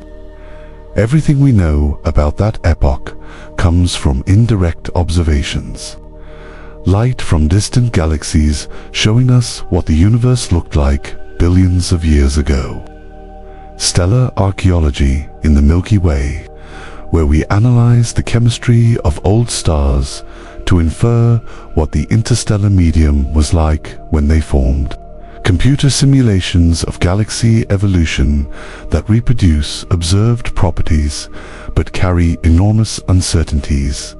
3I Atlas is a physical artifact, not a simulation, not a distant observation. An actual object we can point telescopes at, an object that carries chemical signatures imprinted during formation. Isotope ratios, organic molecules, crystalline structures in the isoul of it, preserving information about conditions in that primordial protoplanetary disk. The CO2 to water ratio becomes more significant in this context. An 8:1 ratio isn't just unusual, it's a constraint on the formation environment. It tells us the parent star system had specific properties, high carbon abundance relative to oxygen, or a temperature gradient in the protoplanetary disk that placed the comet's formation zone beyond the carbon dioxide ice line, but within a region where carbon was unusually available. Those conditions might be common in thick disk systems, or they might be rare. We have no statistics. 3I Atlas is our first thick disk comet. The sample size is 1, but 1 is infinitely better than 0. Before 3I Atlas, everything we knew about thick disk planetary populations was theoretical. Models predicted that those ancient star systems ejected comets and asteroids just like modern systems do. Predicted that some fraction of those objects would wander the galaxy for billions of years. Predicted that occasionally, statistically, inevitably, one would pass through our solar system. 3I Atlas confirms the predictions, validates the models, proves that the early galaxy was forming planets and comets, and engaging in the same messy dynamical processes that characterize star systems today. The trajectory analysis also revealed something subtle. 3I Atlas is moving almost perpendicular to the galactic plane. Its velocity component in the z direction, the direction out of the plane, is unusually high. That's characteristic of thick disk objects. But it also means the comet has been oscillating up and down through the galaxy for billions of years. Each oscillation takes tens of millions of years, up through the thin disk, out into the galactic halo, back down through the disk, up again a sinusoidal path that carries 3I Atlas through vastly different environments over its lifetime. Sometimes it's in the dense regions of the disk, where star formation is active and supernova rates are high. Radiation exposure peaks. Dust impacts increase. The comet erodes faster. Sometimes it's in the halo, in the nearly empty space between galaxies where radiation levels drop and impacts become rare. The comet goes dormant. Erosion slows to almost nothing. That cycling between harsh and benign environments might explain why 3I Atlas survived for 10 billion years. The halo phases gave it time to rest, to stop losing mass, to preserve its interior against the relentless grinding of interstellar travel. Karkaroff and Loeb published a comparative analysis. Borisov and 3I Atlas 3 interstellar objects. 3 completely different origins. Oumuamua from the thin disk, young, maybe 1 billion years old. Borisov, intermediate, around 1.7 billion years, also from the thin disk. 3I, Atlas, ancient, median age, 4.6 billion years, but potentially much older, from the thick disk. The diversity is stunning. It tells us interstellar objects aren't a uniform population. They come from everywhere, all ages, all regions of the galaxy, each one carrying its own history. And if that diversity exists for the 3 objects we've detected, imagine what the full population looks like. The Vera Rubin Observatory, when it becomes fully operational, is expected to detect dozens of interstellar objects per year, maybe more. Each one will have a story, an origin, a trajectory through the galaxy that can be traced backward through simulation. We'll build a census, map the distribution of ejected planetesimals across the Milky Way, learn which types of star systems are most efficient at ejecting material into interstellar space, which regions of the galaxy contribute most to the wandering population. 3I, Atlas is the pathfinder, the object that demonstrates we can do this kind of archaeology, that we can take a comet discovered in July and by October have a reasonable hypothesis about where it came from and how old it is. The uncertainty is large. The error bars span billions of years. But the methodology works. Orbital integration plus population modeling plus chemical analysis equals origin story. Imperfect but improbable. Tom Statler didn't mince words. NASA's lead scientist for solar system, small bodies, was asked directly about the technological artifact hypothesis during a media briefing. His response was blunt. It looks like a comet. It does comet things. It very, very strongly resembles in just about every way the comets that we know. The emphasis on very, very was deliberate. This wasn't diplomatic hedging. This was a scientist drawing a line and saying, enough. The frustration in the astronomy community is palpable. Not because Loeb is asking questions. Questions are fine. Questions are what science runs on. The frustration comes from how those questions get amplified. How a hypothesis with low probability gets treated by media and social platforms as if it has equal weight to the mountain of evidence pointing toward natural origin. How every new observation, every spectrum, every image has to be filtered through the alien probe narrative before the actual science can be discussed. Chris Lintat at Oxford was even less diplomatic. He called the technological hypothesis absolute nonsense on stilts, an insult to the exciting work going on to understand this object. Lintat was part of the team that traced 3I Atlas back to the thick disk. He has spent months analyzing trajectory data, running population simulations, publishing results that advance our understanding of galactic dynamics and interstellar object origins. And then he watches those results get buried under headlines about alien motherships and mini-probe. The scientific community's investment in rigorous analysis gets overshadowed by speculation that requires no evidence and makes no testable predictions. Jason Wright at Penn State took a different approach. He wrote a detailed blog post, systematically addressing each of Loeb's claimed anomalies point by point, dataset by dataset. Wright isn't hostile to technosignature research. He works on it himself, part of the community searching for evidence of extraterrestrial intelligence.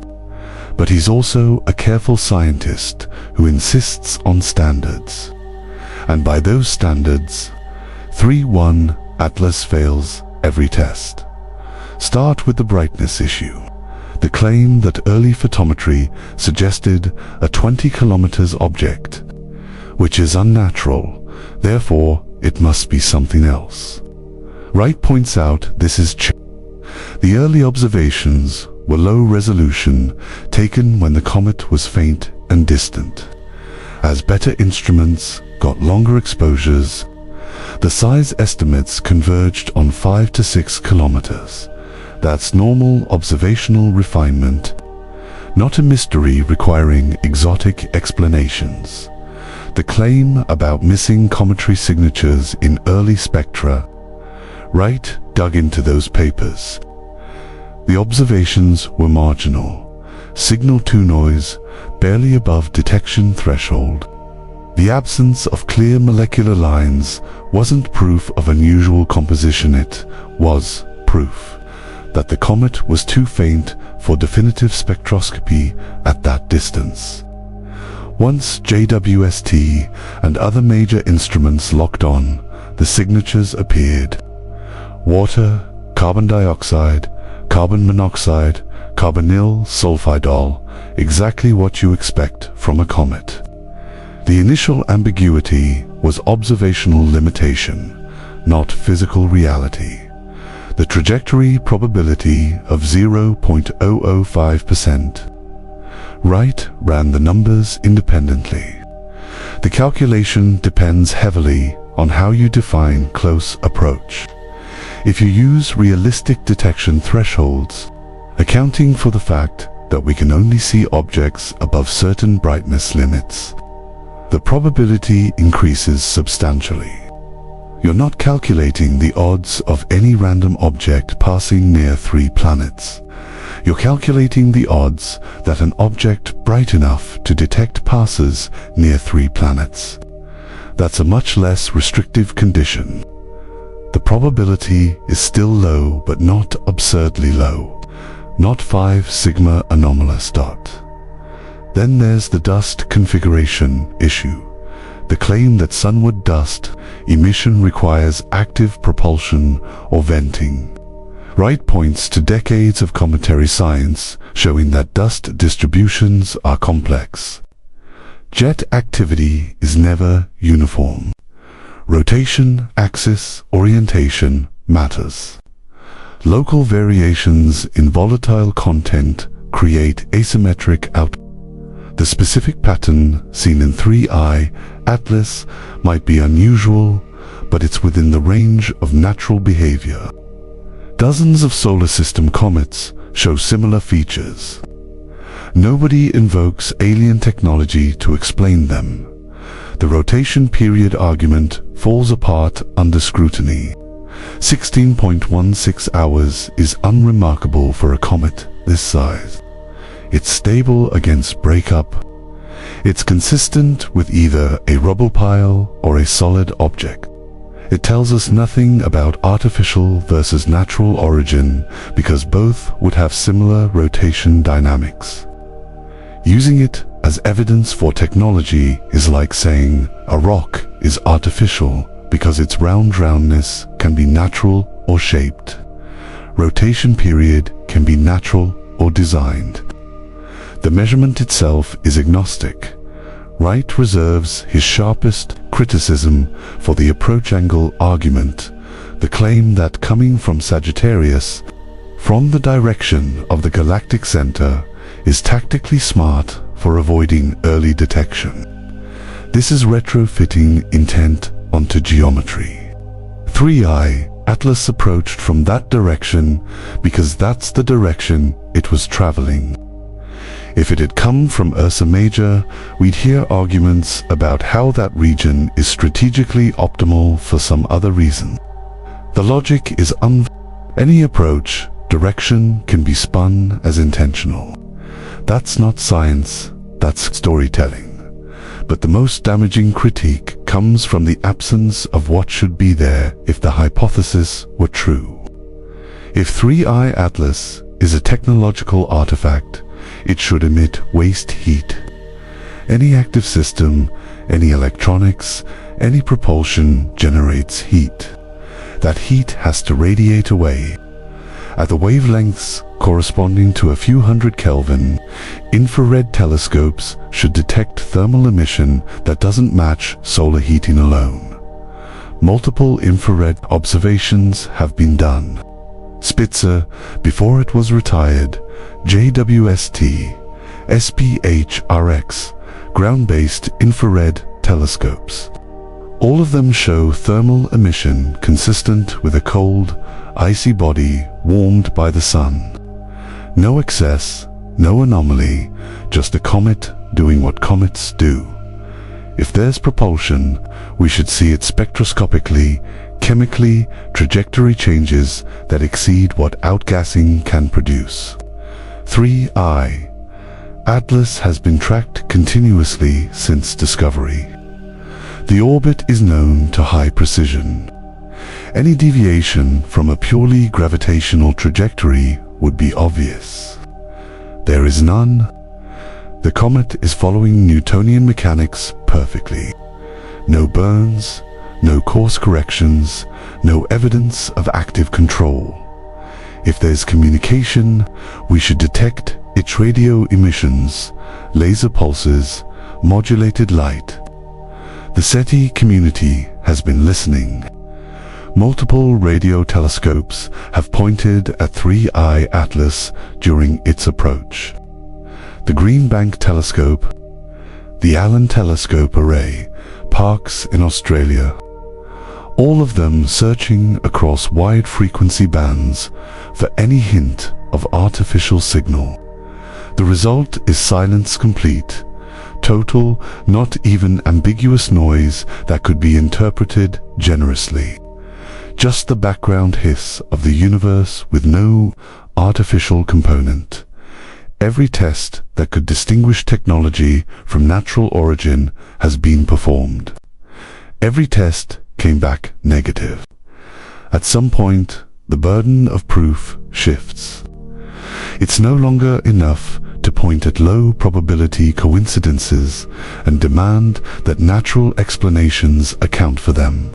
You need positive evidence, a detection, a measurement, something that cannot be explained by a comet and requires invoking technology. That evidence does not exist. Statler made this point explicitly.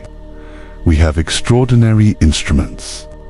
We have been observing 3I Atlas intensely for months. If there were anything genuinely anomalous, anything that broke the comet model in a way that required new physics or new classifications, we would have found it. The fact that we have not is itself evidence, not proof, but evidence weighted heavily toward natural origin. The scientific community's response has been measured, but firm. Papers get published, data gets shared, observations continue. But there's an unspoken agreement that the technological hypothesis doesn't warrant serious engagement anymore. It has been tested, it failed. Continuing to debate it is a distraction from the actual scientific opportunities 3I Atlas presents, because those opportunities are immense. This is the first thick disk comet ever studied. The first object with an 8:1 CO2-H2O ratio. The first interstellar visitor observed by JWST and SPHRX and Mars orbiters simultaneously. The compositional data alone could refine models of planet formation in ancient star systems. The trajectory data improves our understanding of galactic dynamics and ejection mechanisms. The outgassing behavior challenges assumptions about cometary activity and volatile distribution. But all of that gets buried when the conversation keeps circling back to alien probes. Scientists are tired of spending time debunking claims that should never have gained traction. Tired of watching their work get ignored because it isn't sensational enough. tired of the implication that they're close-minded for insisting on evidence before accepting extraordinary claims. Lintat's comment about insult is telling. The teams working on 3I Atlas are some of the best observational astronomers in the world. They're using cutting-edge instruments, publishing in top journals, doing exactly what science is supposed to do: observe, analyze, draw conclusions based on data. And then they get told they're missing the obvious, that they're so wedded to conventional thinking they can't see what's right in front of them. It's infuriating.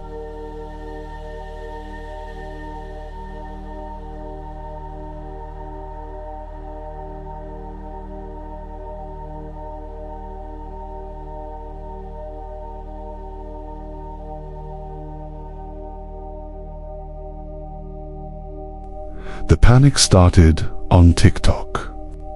A video posted September 29th showed dramatic music over stock footage of comets and spacecraft. Text overlay claimed 3I. Atlas was on a collision course with Earth, that NASA was hiding the truth. That impact was expected October 22nd. The video got 2 million views in 48 hours.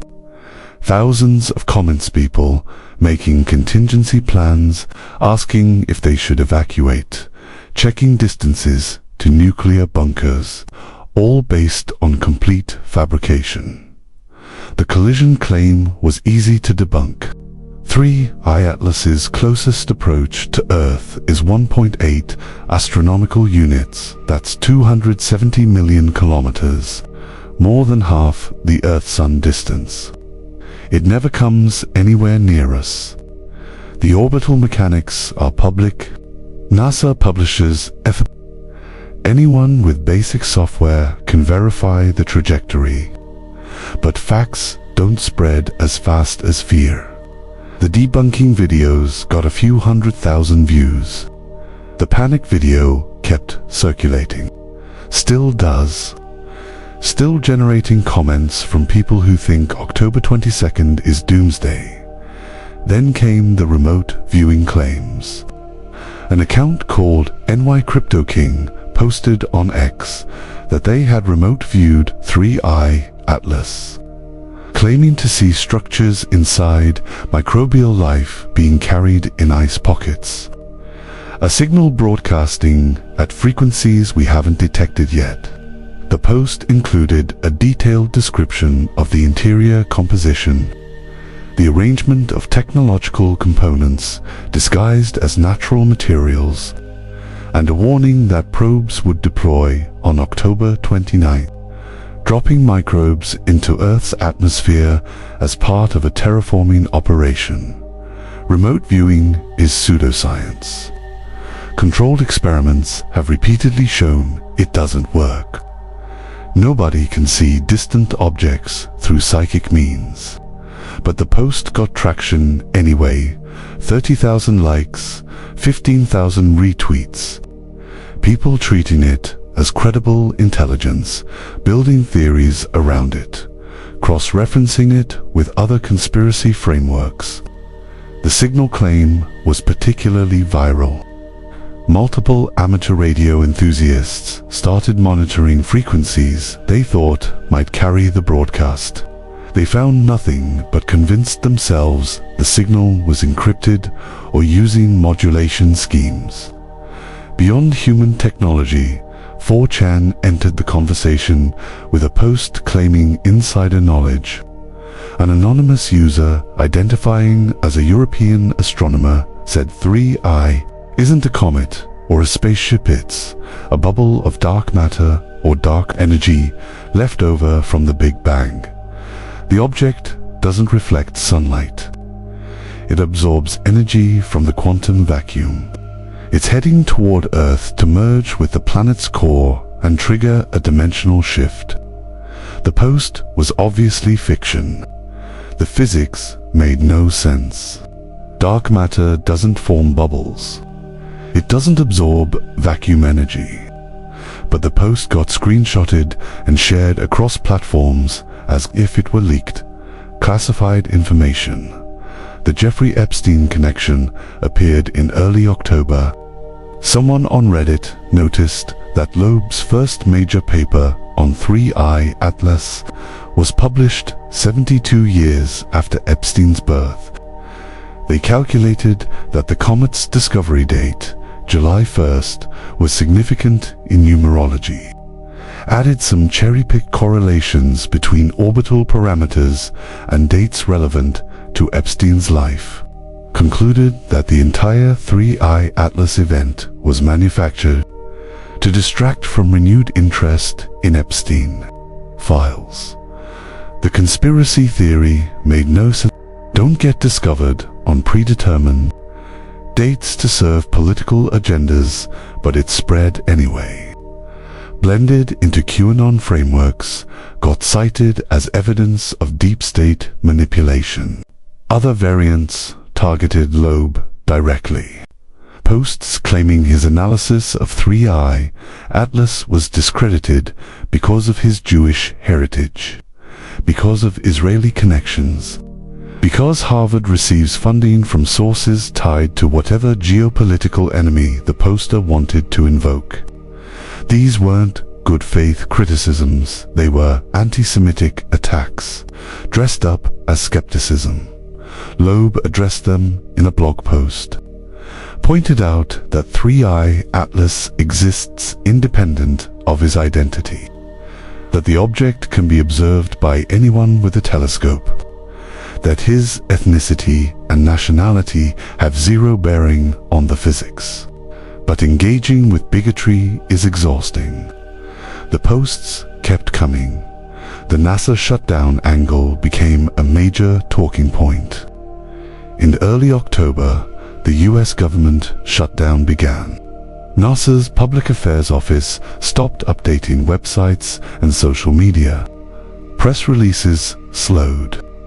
The temporary communication blackout coincided with 3I Atlas approaching Mars and slipping behind the Sun. Conspiracy theorists saw causation. The shutdown was deliberate time to prevent NASA from having to answer questions about what the Mars orbiters saw during the flyby. The agency was suppressing data, hiding images that showed fragmentation or probe deployment or something else they didn't want public. In reality, government shutdowns are political failures, not calculated. They happen when budget negotiations collapse. The timing was coincidental. NASA wasn't hiding anything.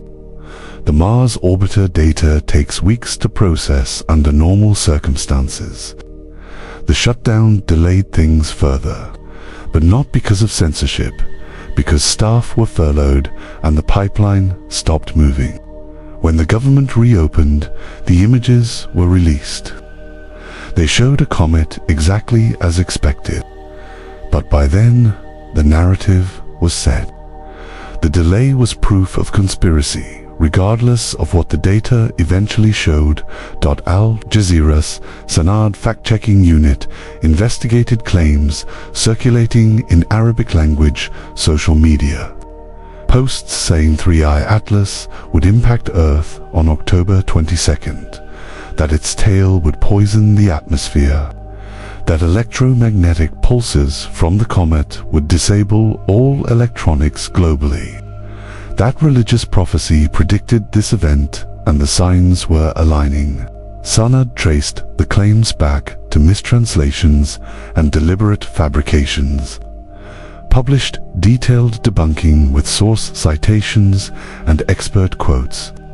The fact-check reached maybe 10% of the audience. The original false claims reached a viral post on Facebook claimed 3I Atlas triggered a military emergency meeting, that world leaders convened in secret, that defense systems were being activated.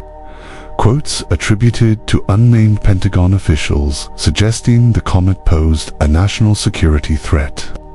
The post linked to a YouTube video, 3 million views, 40-minute runtime. A narrator explaining how 3I Atlas was detected by classified military satellites before civilian astronomers saw it. How the trajectory was initially suppressed. How insiders leaked information through back channels. None of it true. All of it presented with ominous music and authoritative tone that made it feel credible. The religious angle became prominent. Christian posts interpreting 3I Atlas as a sign of end times, Revelation references, Wormwood connections, the comet as harbinger of judgment.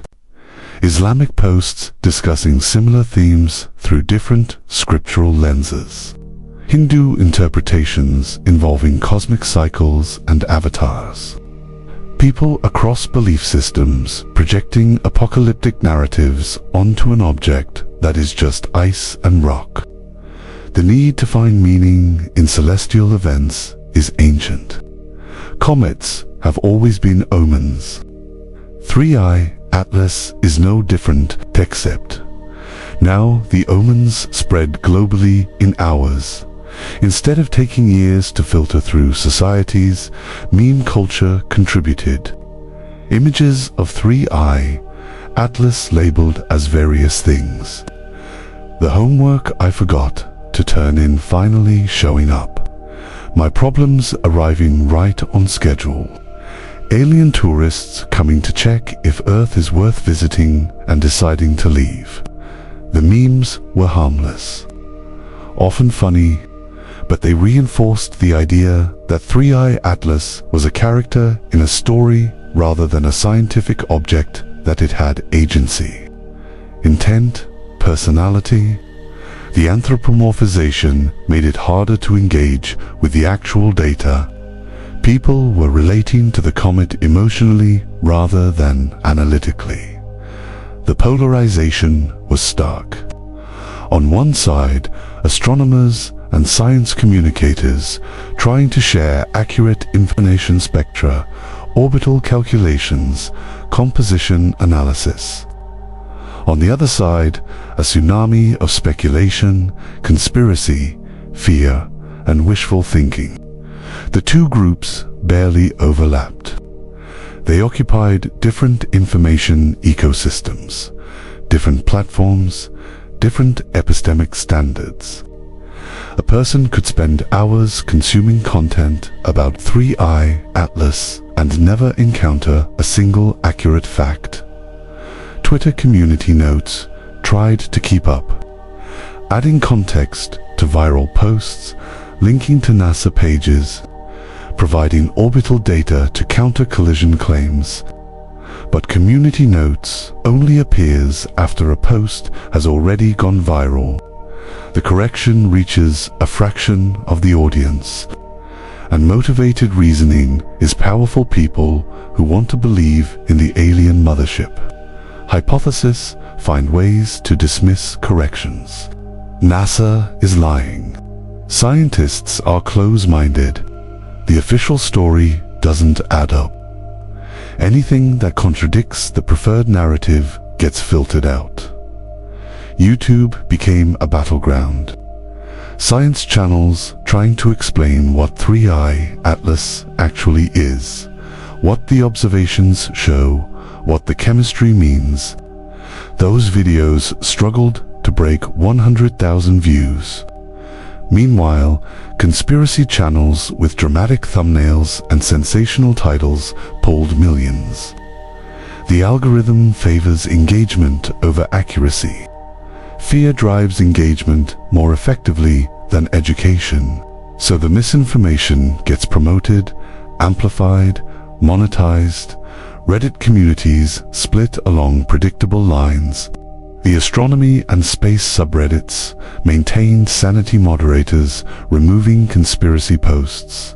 Users debunking claims with citations.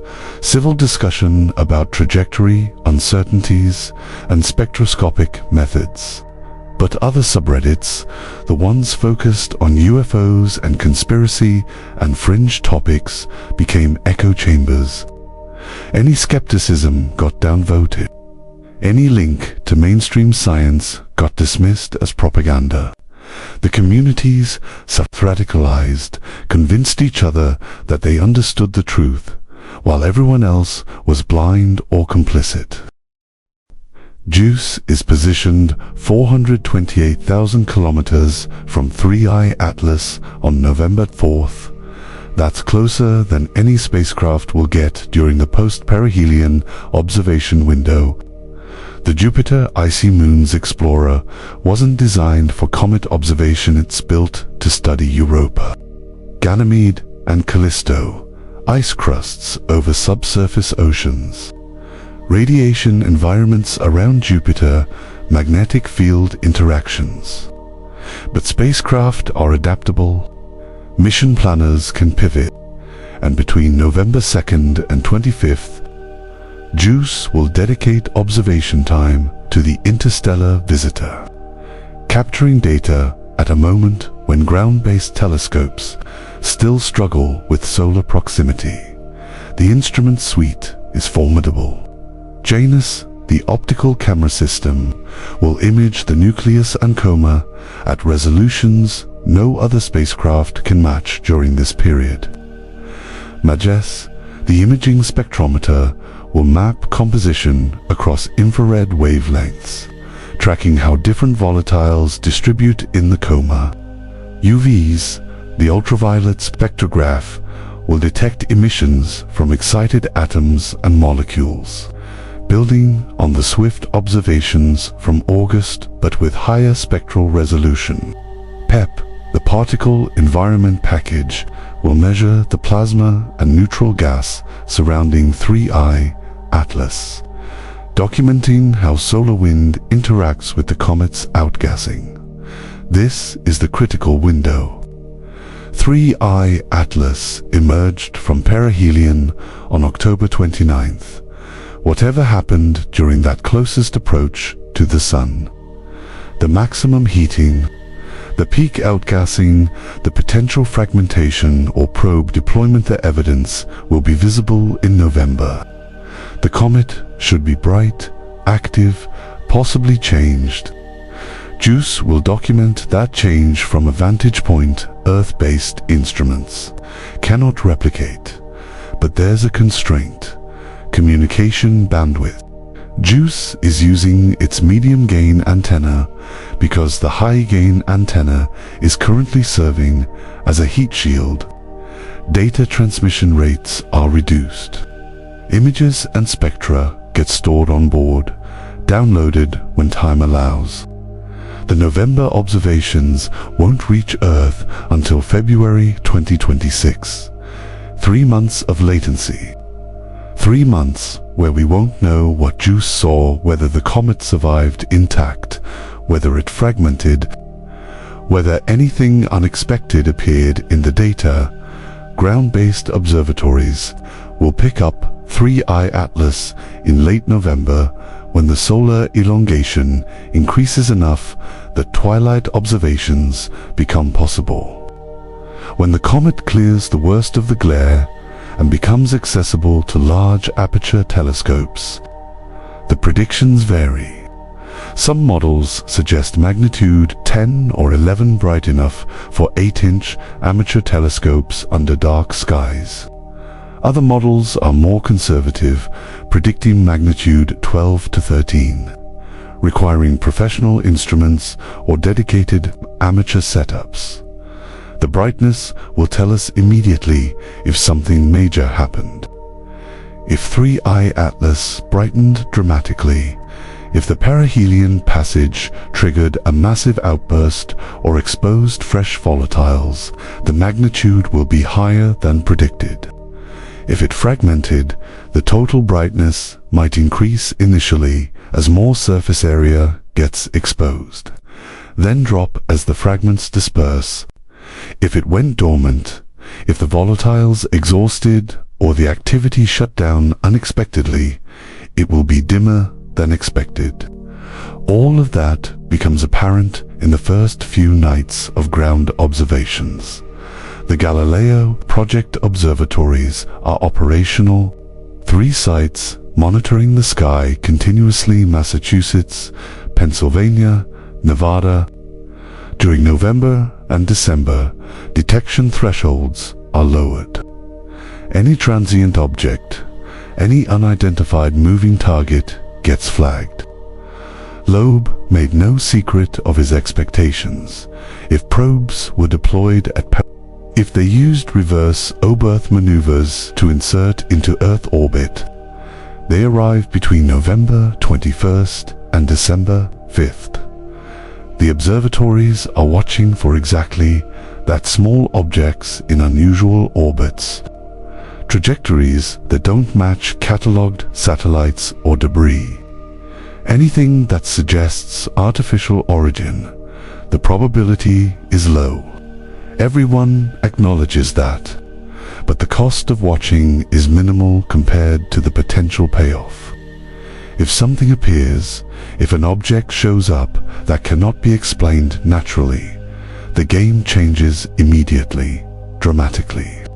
Every telescope in the world would pivot to study it. Space agencies would scramble to plan intercepts or close observations.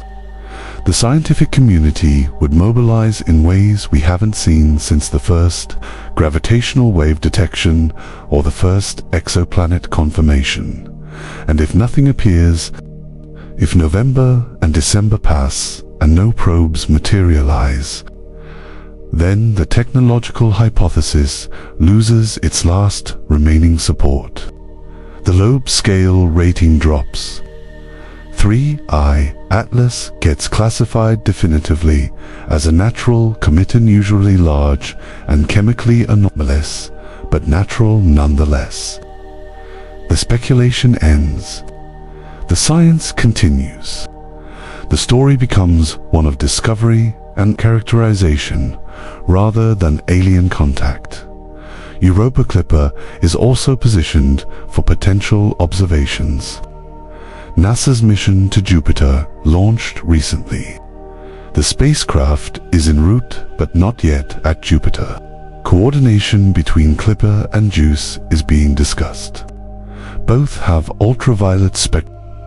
Observing 3I Atlas from two different locations simultaneously provides parallax stereo observation. Three-dimensional information about coma structure that single spacecraft cannot obtain. The geometry isn't ideal. Clipper isn't optimally positioned, but if the opportunity exists, mission planners will take it. The real science comes from comparing pre- and post-perihelion states. We have August data from JWST, September data from Mars orbiters. Those observations captured 3I Atlas approaching perihelions till relatively cold, outgassing at moderate rates. The November data from JWST and ground telescopes will show the aftermath. The comet heated, stressed, potentially transformed by the closest solar encounter of its 10 billion year existence. Comparing those datasets reveals how interstellar comets respond to perihelion, how their chemistry evolves, how their structure holds up or fails under thermal shock. The CO2 to water ratio becomes particularly interesting. In August it was 8:1. Will it still be 8:1 in November? Or will perihelion heating have preferentially driven off the carbon dioxide, leaving water ice exposed and shifting the ratio toward something more typical? If the ratio changes, it tells us the comet has a layered structure: carbon dioxide-rich outer layers, water-rich interior. If the ratio stays constant, it suggests homogeneous composition throughout. Both outcomes are scientifically valuable, but they tell very different stories about how this object formed and evolved. The tail development is another diagnostic. Pre-perihelion images showed a faint tail or no tail, depending on exposure, time, and instrument sensitivity. Post-perihelion, the tail should be prominent, millions of kilometers long, curved by solar radiation pressure and the orbital velocity. Spectroscopy of the tail reveals what dust grains are being ejected, silicatus, organics, The grain size distribution tells us about erosion processes. Small grains mean vigorous sublimation. Large grains mean mechanical disruption or explosive events. If 3I Atlas fragmented, the tail will show complexity multiple streams. Overlapping structures, each fragment contributing its own tail. All of them blending together in ground-based images, but potentially resolvable with careful photometry and positional measurements. Hubble could theoretically image the tail structure if telescope time becomes available, resolve individual fragment contributions, map the debris distribution. But Hubble time is precious, oversubscribed by factors of 5 or 10, getting directors discretionary. Time for a follow-up observation isn't guaranteed. The Vera Rubin Observatory isn't operational yet. First light is still months away, but when it comes online, it will revolutionize interstellar object detection and characterization. The Large Synoptic Survey Telescope, as it was originally named, will scan the entire visible sky every few nights. Deep exposures, automatic detection of moving objects. Rubin will catch interstellar visitors earlier, when they're still far from the sun and faint. It will track them through perihelion and beyond, build light curves with thousands of data points. Spectroscopic follow-up with other instruments will be informed by detailed photometry from Rubin's continuous monitoring. 3I Atlas is the prototype, the object that teaches us what to expect from future interstellar comets, what their brightening curves look like, how their activity evolves, what spectral features appear and when.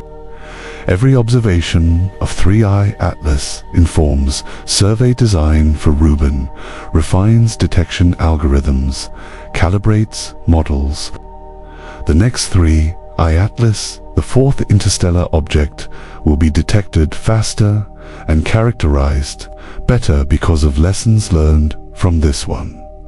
The November observations also matter for trajectory refinement. Every position measurement improves the orbital solution, reduces uncertainties, allows better predictions of where 3I Atlas will be in December, January, and beyond. As the comet moves past Venus, past Earth's orbit, heading back toward the asteroid belt, tracking becomes harder. It dims, moves against increasingly crowded stars. Having precise ephemerides ensures we don't lose if that ground telescopes can point accurately, that observing time doesn't get wasted searching for an object that should be in the field of view, but isn't because the coordinates are slightly off. The plasma environment measurements from JWST are unique. No other spacecraft will be close enough to sample the interaction region where solar wind meets cometary outgassing. That boundary the comet opposes, dynamic, constantly shifting as outgassing rates change and solar wind pressure varies. PEP will measure ion densities, electron temperatures, magnetic field perturbations. October 29th arrives like a cosmic cliffhanger. 3I Atlas reaches perihelion at 1.36 astronomical units, completely hidden behind the sun's glare. For astronomers, it's like watching a championship game where the final quarter is blacked out. We know something dramatic is happening, but we can't see it. The sun becomes both the protagonist and the antagonist in this celestial drama, providing the energy that makes the comet active while simultaneously blocking our view of the action. At perihelion, solar radiation intensity is approximately 54% of what Earth receives. That might not sound like much, but for a comet that's been chilling in deep space for billions of years, it's like stepping from a freezer into a blast furnace. The sunward surface temperature spikes from around 50 Kelvin to potentially 200 Kelvin or higher. That's a jump from minus 370 degrees Fahrenheit to minus centesimal Fe, a temperature increase that would shatter most materials we know. The CO2-dominated composition of 3I Atlas makes this perihelion passage particularly interesting. Carbon dioxide sublimates at much lower temperatures than water. So as soon as the sunward surface hits around 150 Kelvin, the dry ice begins turning directly into gas, creating explosive out. This isn't the gentle sublimation we see in typical comets. It's more like opening a shaken soda can that's been heated in a microwave. The pressure builds rapidly, finds weak points in the nucleus structure, and vents violently. The energy released is staggering.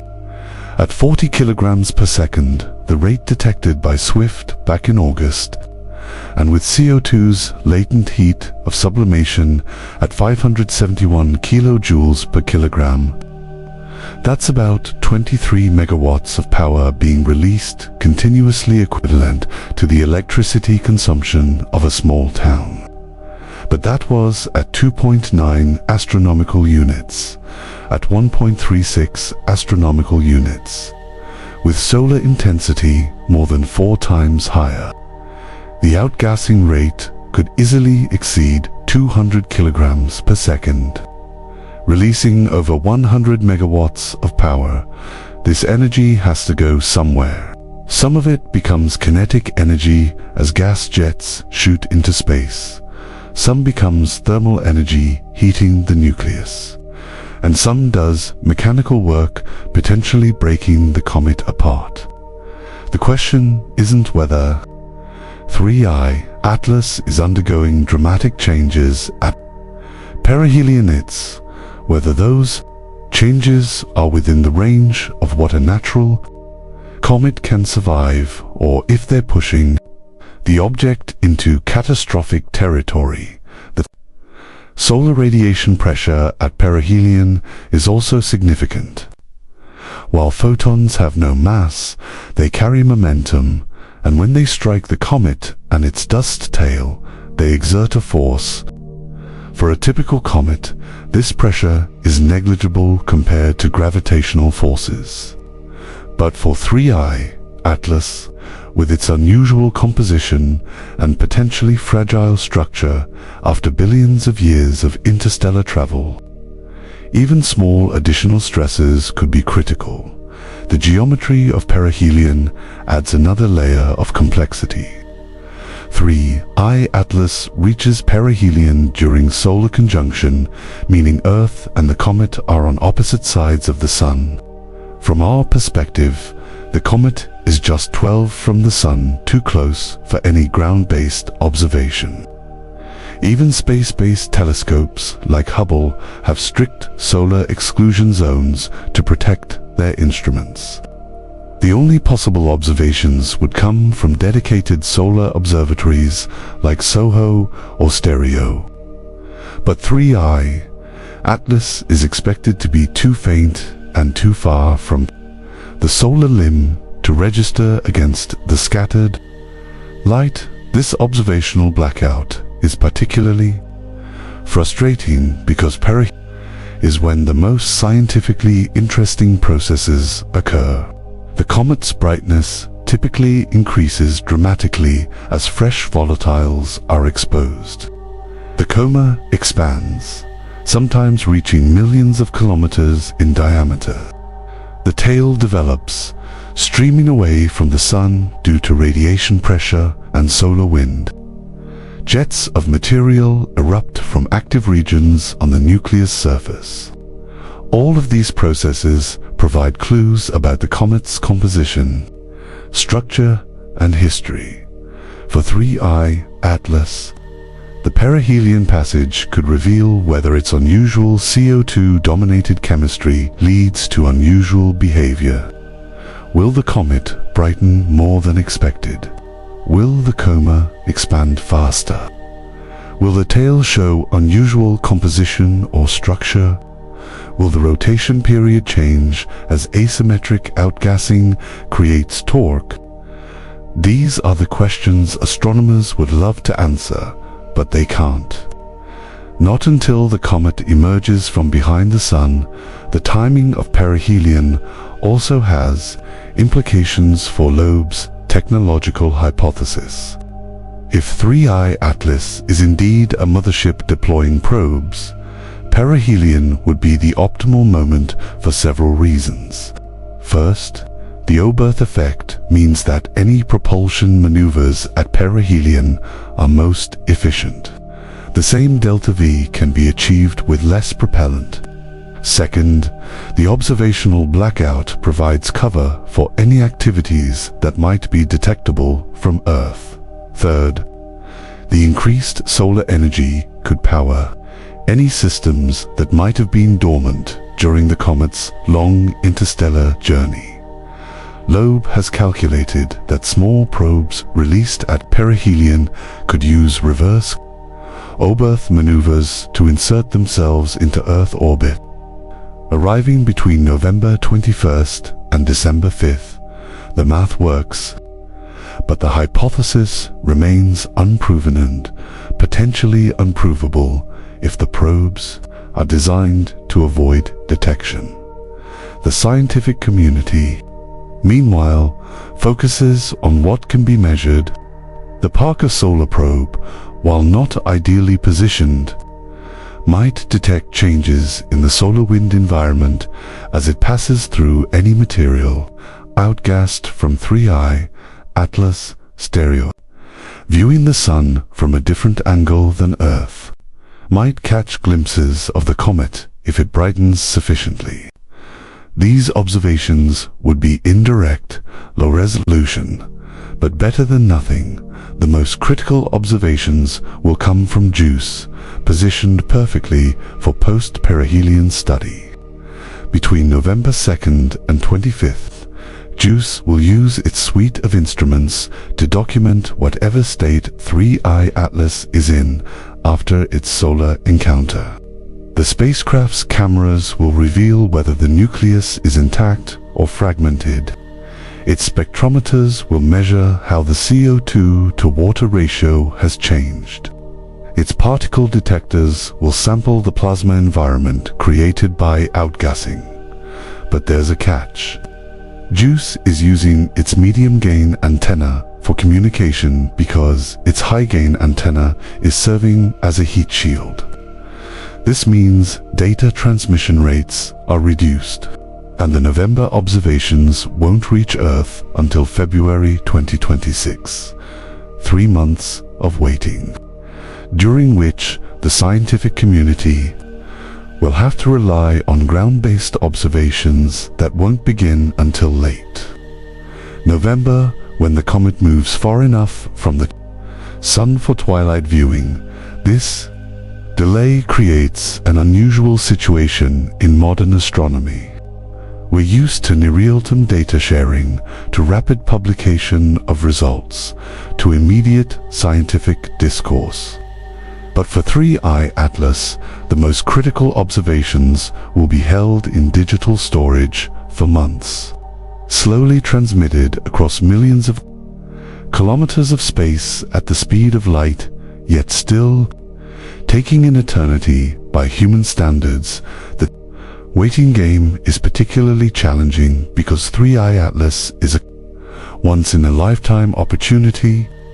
This is the first thick disk comet ever studied, the first interstellar object with an 8:1 CO2 to water ratio, the first visitor observed simultaneously by JWST, SPHRX, and Mars orbiters. Whatever happens at perihelion, whatever changes occur, we're getting a glimpse into processes that shaped our solar system. Billions of years ago, the perihelion passage also marks a turning point in the comet's journey through our solar system. Before October 29th, 3I, Atlas was approaching, gathering energy, building toward whatever climax awaits.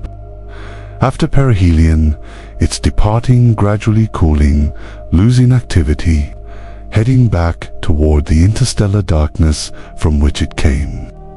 Each observation after perihelion captures a slightly different object, one transformed by its encounter with our Sun for the public.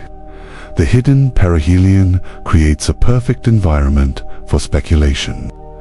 Without real-time data, without official images or measurements, the information vacuum fills with theories ranging from scientific to sensational. Social media amplifies the most dramatic narratives. The actual science-patient, careful, evidence-based struggles to compete with stories that confirm pre-existing beliefs or fears.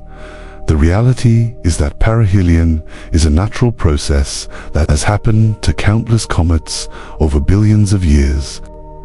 What makes 3I Atlas special is our ability to study it, to learn from it, to use it as a window into the early history of our galaxy. The fact that we can't watch the most dramatic phase unfold doesn't diminish the scientific value, just requires patience.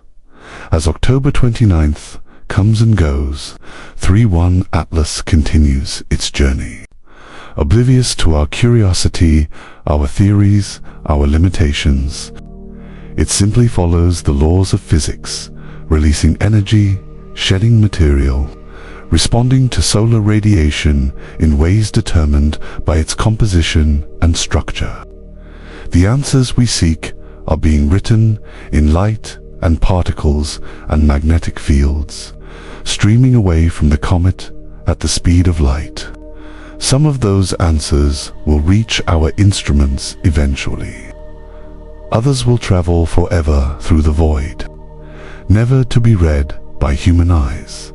The hidden perihelion reminds us of our place in the universe, intelligent but still limited by the vast distances and the fundamental constraints of observation.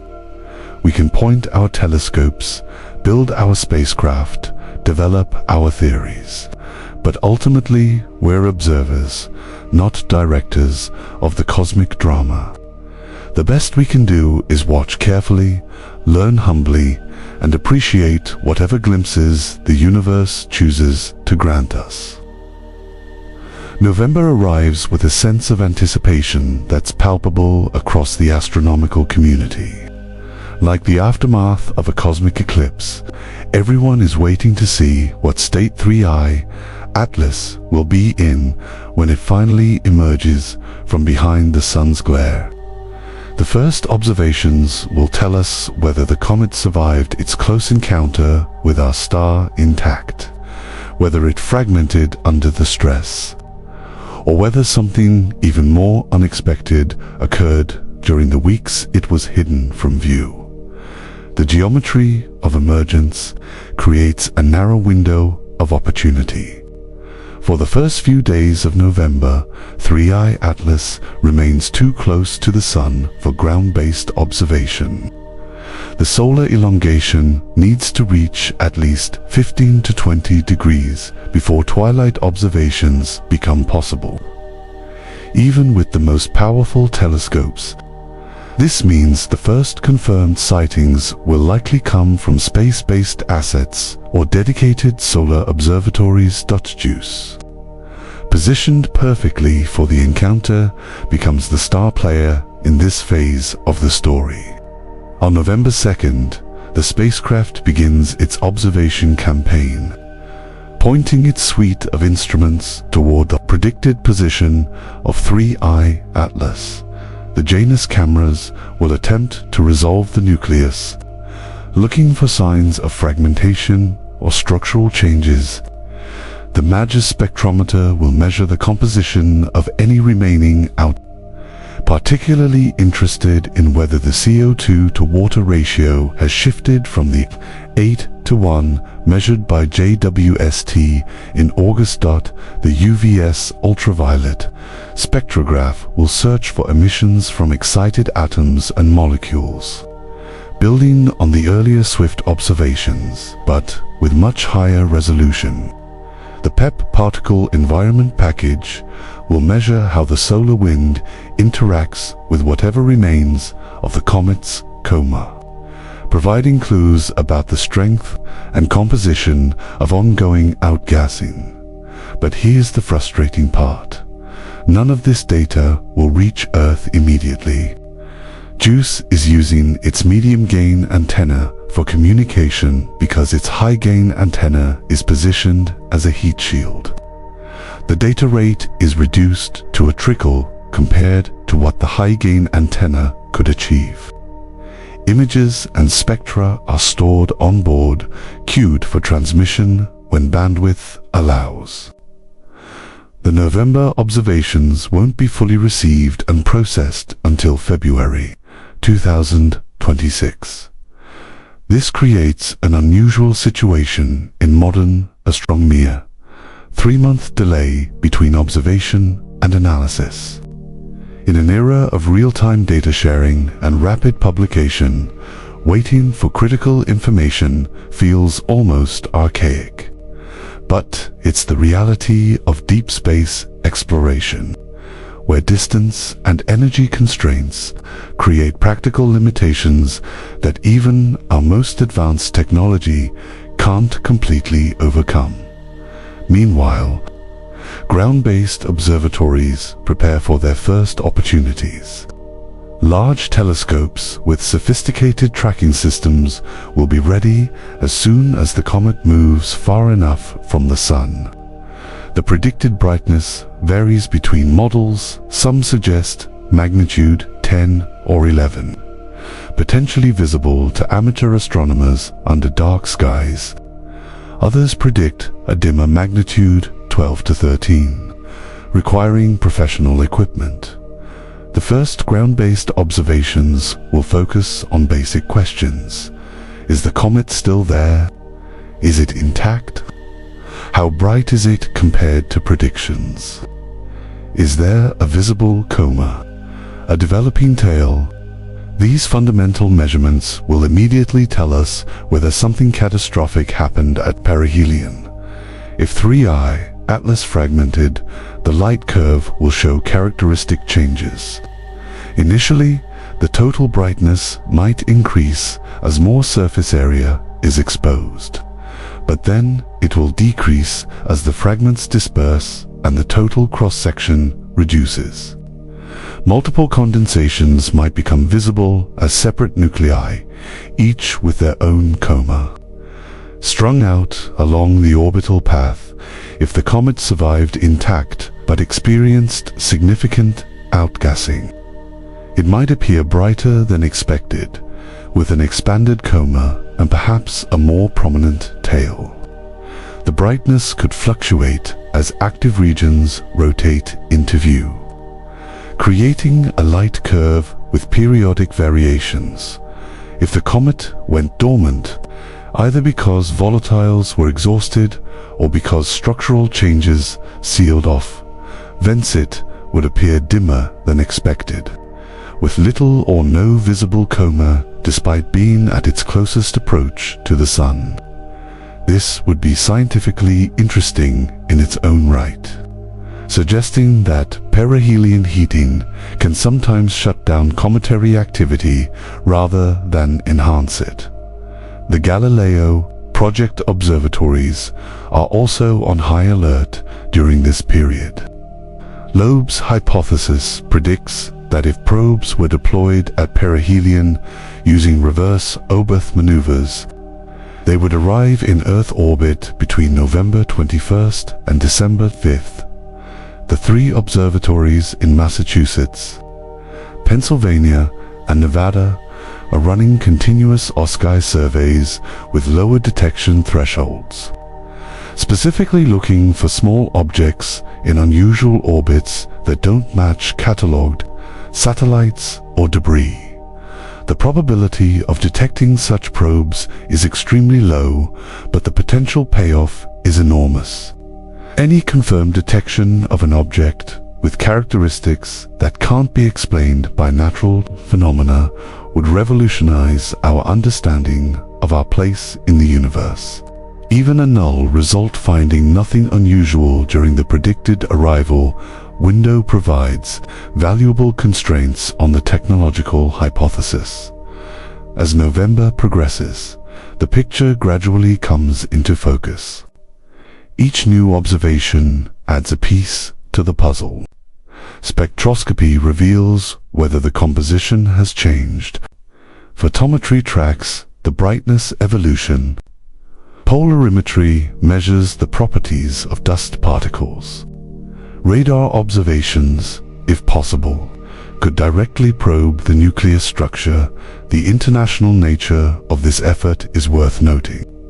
Telescopes across the northern and southern hemispheres are coordinating their observations, ensuring continuous coverage as Earth's rotation brings different observatories into view. Data is shared rapidly through professional networks, allowing for real-time analysis and adjustment of observation strategies. This collaborative approach extends to amateur astronomers as well. With the predicted brightness potentially within reach of backyard telescopes, citizen scientists contribute valuable observations, particularly for tracking brightness changes over time. Their distributed network provides coverage that professional observatories alone couldn't match. The post-perihelion observations also have practical implications beyond pure science.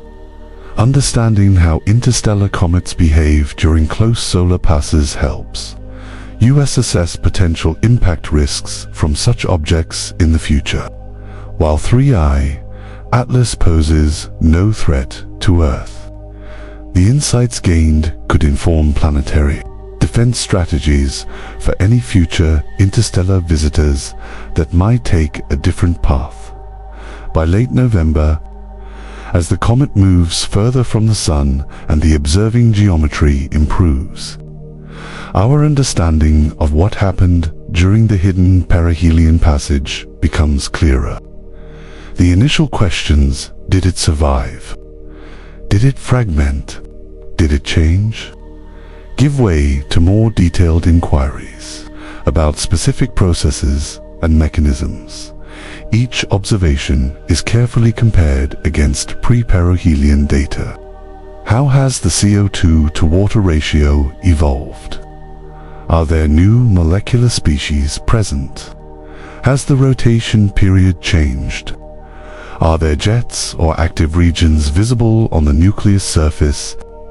These detailed measurements allow scientists to reconstruct what happened during the weeks that comet was hidden from view.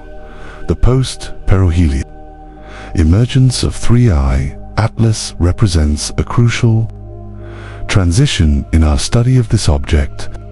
From speculation and limited data, we move to comprehensive observation and analysis. From questions about basic survival, we progressed to detailed investigation of physical and chemical processes. From a single object of curiosity, we begin to extract insights that apply to comets throughout our galaxy and beyond. This phase also marks the beginning of the end for 3I Atlas's journey through our solar system. After perihelion, the comet is on its way out, gradually cooling, losing activity, heading back toward the interstellar darkness from which it came. Each observation becomes increasingly precious, as we recognize that we're watching a visitor that will never return. The scientific community documents everything, knowing that the data collected during this post-perihelion period will be studied for years to come. Every image, every spectrum, every measurement adds to our understanding of these rare interstellar visitors and the processes that shape them. As November draws to a close, 3I Atlas continues its journey, gradually receding from the Sun and from Earth. The observations continue, but the comet becomes fainter, more difficult to study, slowly returning to the deep space obscurity from which it so briefly emerged.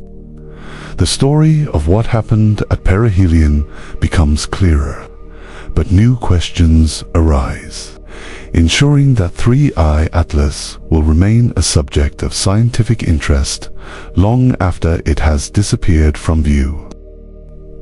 The chemical fingerprint of 3I Atlas reads like a mystery novel written in molecular language. Every spectral line, every isotopic ratio, every detection of unexpected compounds adds another twist to the story of where this cosmic wanderer came from and how it formed billions of years ago. The CO2 to water ratio of 8:1 that JWST measured in August was just the opening chapter. The deeper we look, the more complex the narrative becomes. The challenge begins with the detection limitations. Different telescopes and instruments see different pieces of the puzzle. SWIFT detected hydroxyl, the breakdown product of water, in ultraviolet wavelengths. JWST found both water and carbon dioxide in the infrared. SPHRX detected a massive CO2 cloud, but couldn't confirm water at the levels SWIFT suggested. Mars orbiters caught glimpses through different filters with varying sensitivities. Each observation is correct within its limitations, but reconciling them into a coherent picture requires careful analysis and some educated assumptions. The spatial distribution of volatiles adds another layer of complexity. JWST's observations revealed that water emission at 2.7 micrometers isn't uniform across the coma. There are bright regions and dim regions suggesting localized sources, possibly jets or pockets of water-rich ice mixed into the CO2-dominated matrix. Meanwhile, carbon dioxide emission at 4.3 micrometers appears smoother and more evenly distributed, consistent with widespread sublimation across the sunward hemisphere. This spatial difference has profound implications for the comet's structure. If 3I Atlas were compositionally homogeneous, we'd expect uniform outgassing patterns. The fact that water shows localized emission suggests heterogeneity, chunks or layers or pockets of different composition mixed together like a geological formation with distinct strata. Each layer might record a different epoch of the comet's formation or evolution, exposed gradually as the surface erodes, but there's a competing interpretation.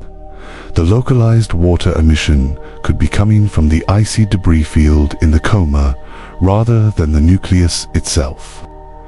The same chunks that SWIFT indirectly detected through hydroxyl might have different compositions than the nucleus, some water-rich. Others see water-rich, creating the spatial variations we see.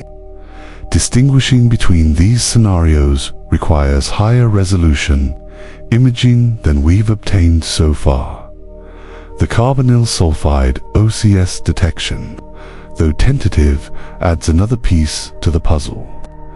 OCS isn't common in solar system comets. It appears occasionally, usually in small quantities, and its presence suggests sulfur chemistry in the protoplanetary disk where 3I Atlas formed. If confirmed, this detection would indicate that the parent star system had sulfur available during planet formation, contributing to a chemical profile that's distinctly different from typical comets in our solar system. The carbon isotope ratios provide another clue. Webb detected both carbon-12 and carbon-13 in the comet emissions, and the ratio between them sits within the range found on Earth and in the solar system. This suggests the carbon formed in a similar stellar environment, a population 3 star from the early universe where metallicity was near zero. Not a carbon star enriched with unusual nuclear synthesis products, just normal carbon from a typical star. This finding creates an interesting tension with other evidence, pointing to an ancient origin from the thick disk. If 3I Atlas truly formed 10 billion years ago, when the galaxy was younger and less chemically enriched, why does its carbon isotope ratio match that of more recently formed material? One possibility is that the comet formed in a relatively metal-rich region even during that early epoch. Another is that it has been chemically processed during its long journey through the interstellar medium. The radiation processing hypothesis gains support from the overall composition profile. If 3I Atlas spent billions of years exposed to cosmic rays and ultraviolet radiation, we'd expect preferential destruction of water molecules compared to more robust CO2 molecules. High-energy photons and particles would cleave the hydrogen-oxygen bonds in water, allowing the lightweight hydrogen to escape into space, while the oxygen recombines with carbon to form more CO2 over geological timescales. This process could transform an initially water-rich comet into the CO2-dominated object we see today. The problem with this explanation is quantitative. To shift a comet from roughly equal parts water and carbon dioxide to an 8-to-1 ratio favoring CO2 requires extreme radiation exposure over extreme timescales. We're talking billions of years in the interstellar medium with essentially no shielding. That's plausible for 3I Atlas given its potential age, but it also requires that the water ice remained exposed on the surface the entire time. If the comet has any protective dust layer or internal structure that shields deeper ice from radiation, the processing efficiency drops dramatically, creating a gradient with heavily processed surface ice and pristine interior ice. The alternative explanation involves formation, location. In a protoplanetary disk, there's a boundary called the CO2 ice line. Inside this line, carbon dioxide remains gaseous. Outside, it condenses into solid ice. The water ice line sits closer to the star.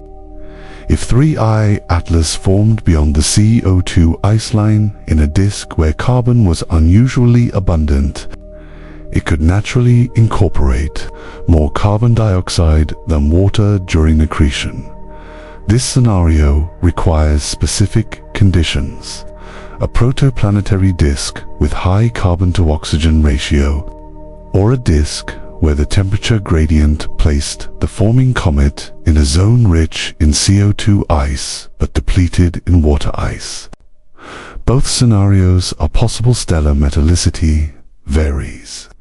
Disk structure varies, but finding conditions that produce an 8-to-1 ratio isn't trivial. You need fine-tuning, a star system that looks noticeably different from our own in ways that should be rare but not impossible. The dust composition adds yet another dimension. Analysis of scattered light from the coma suggests the presence of both dark carbonaceous material and brighter silicate grains. The ratio of these components affects how the comet reflects sunlight, which in turn influences our size estimates. If the surface is darker than assumed, the nucleus might be larger than the 5 to 6 kilometers estimate based on typical albedo values. The organic molecules detected in the coma, though present in small quantities, are particularly intriguing. Compounds like hydrogen cyanide, formaldehyde, and methanol have been tentatively identified. These are the building blocks of more complex chemistry, the kind of molecules that might contribute to prebiotic processes if delivered to early planets. Their presence in 3I Atlas suggests that the chemical pathways leading toward life's ingredients were operating in the comet's home star system just as they did in our own. Perhaps most puzzling is the absence of certain molecules that might be expected. Methane, CH4, commonly detected in comets, appears to be scarce or absent in 3I Atlas. Ammonia, NH3, another typical cometary volatile, is also surprisingly low. These missing pieces in the chemical puzzle could be the result of formation conditions, processing during the comet's long journey, or simply detection limitations given the current observations. The sodium detection created a brief flurry of excitement when first reported. Sodium is typically associated with active comets near the Sun, where solar radiation liberates it from dust particles. Its presence in 3I Atlas at 3.32 astronomical units was unexpected, but further analysis suggested the detection might be spurious or related to instrumental effects. This episode highlights how careful scientists must be when interpreting weak signals from distant objects. The composition puzzle of 3I Atlas is like a complex jigsaw where some pieces are missing. Others might belong to different puzzles entirely, and the box cover shows only a vague suggestion of what the final image should look like. Each new observation adds pieces, but sometimes they don't fit together as expected, forcing scientists to reconsider the overall picture. What makes this puzzle particularly compelling is its connection to the origins of planetary systems. The chemical makeup of 3I Atlas preserves information about conditions in another star system billions of years ago, information we can't obtain any other way. By solving this composition puzzle, we're not just learning about a single comet. We're gaining insights into the diversity of planetary formation processes throughout our galaxy as more data comes in from the post-perihelion observations. Particularly from JWST, we can expect some pieces of this puzzle to fall into place, while others become even more mysterious. The CO2 to water ratio might shift as different layers are exposed. New molecular species might appear as previously trapped ices are released. The spatial distribution of volatiles could change as the comet's activity evolves. The composition puzzle of 3I Atlas reminds us that even in an age of advanced telescopes and sophisticated instruments, cosmic exploration still requires patience, careful analysis, and acceptance that some questions might not be fully answered. During our brief encounter with these ancient messengers from beyond our solar system,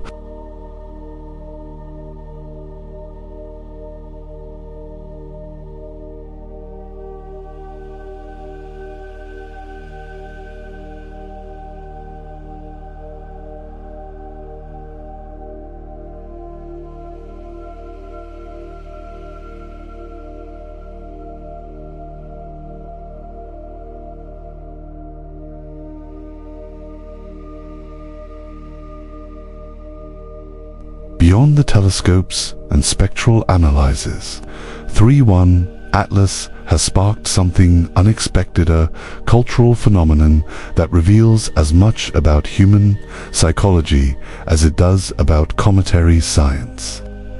In an age of social media amplification and institutional distrust, this icy visitor from beyond our solar system has become a mirror reflecting our collective hopes, fears, and cognitive biases. The public fascination with 3I Atlas differs significantly from previous interstellar objects. When Oumuamua appeared in 2017, it generated scientific excitement but limited mainstream engagement. Borisov in 2019 attracted more attention as the first confirmed interstellar comet, but still remained primarily within astronomical circles. 3I Atlas, however, has broken through to become a genuine cultural touchstone, discussed not just in scientific journals but across TikTok, Twitter, Reddit, and countless other platforms. Several factors contribute to this broader impact.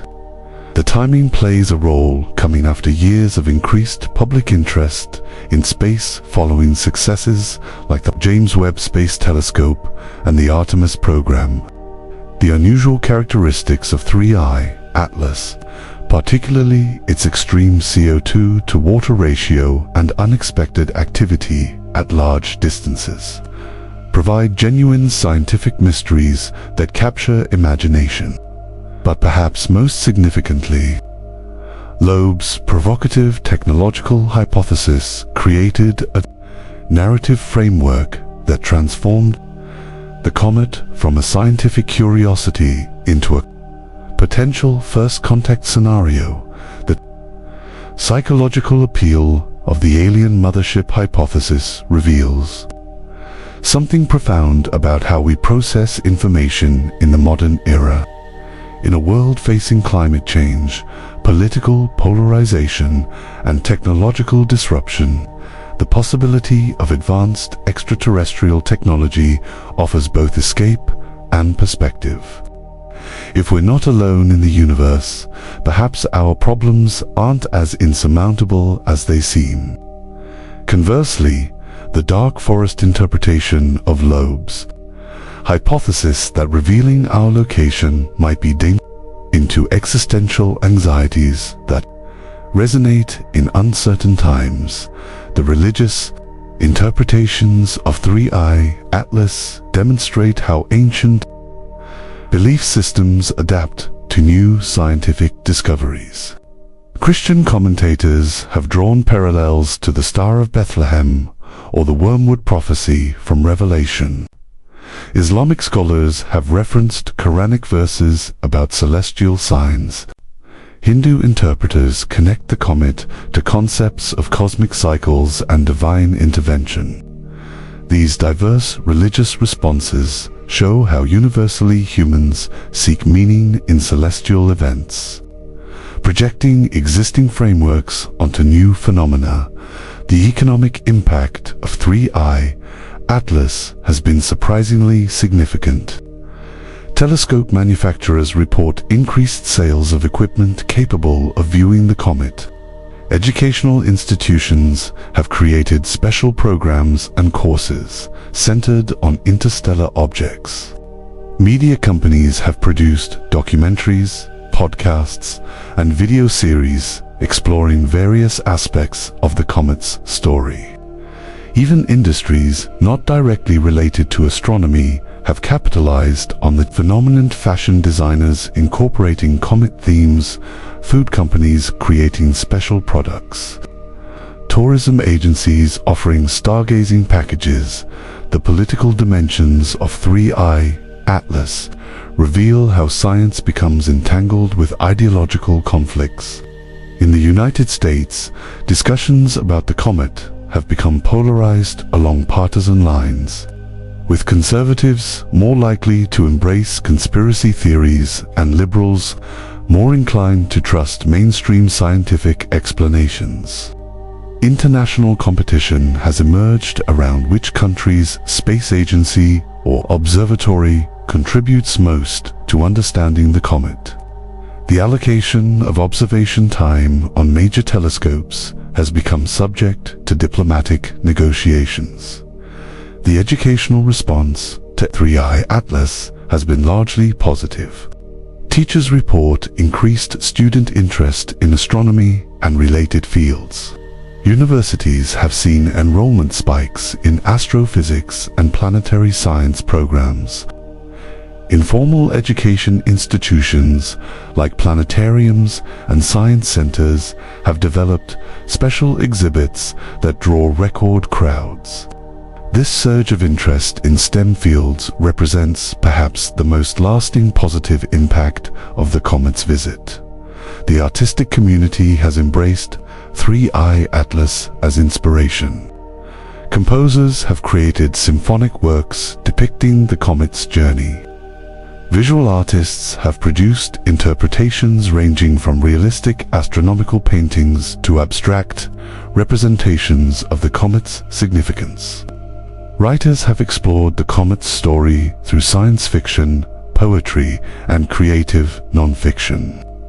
This creative engagement demonstrates how scientific discoveries can fuel artistic expression across multiple mediums.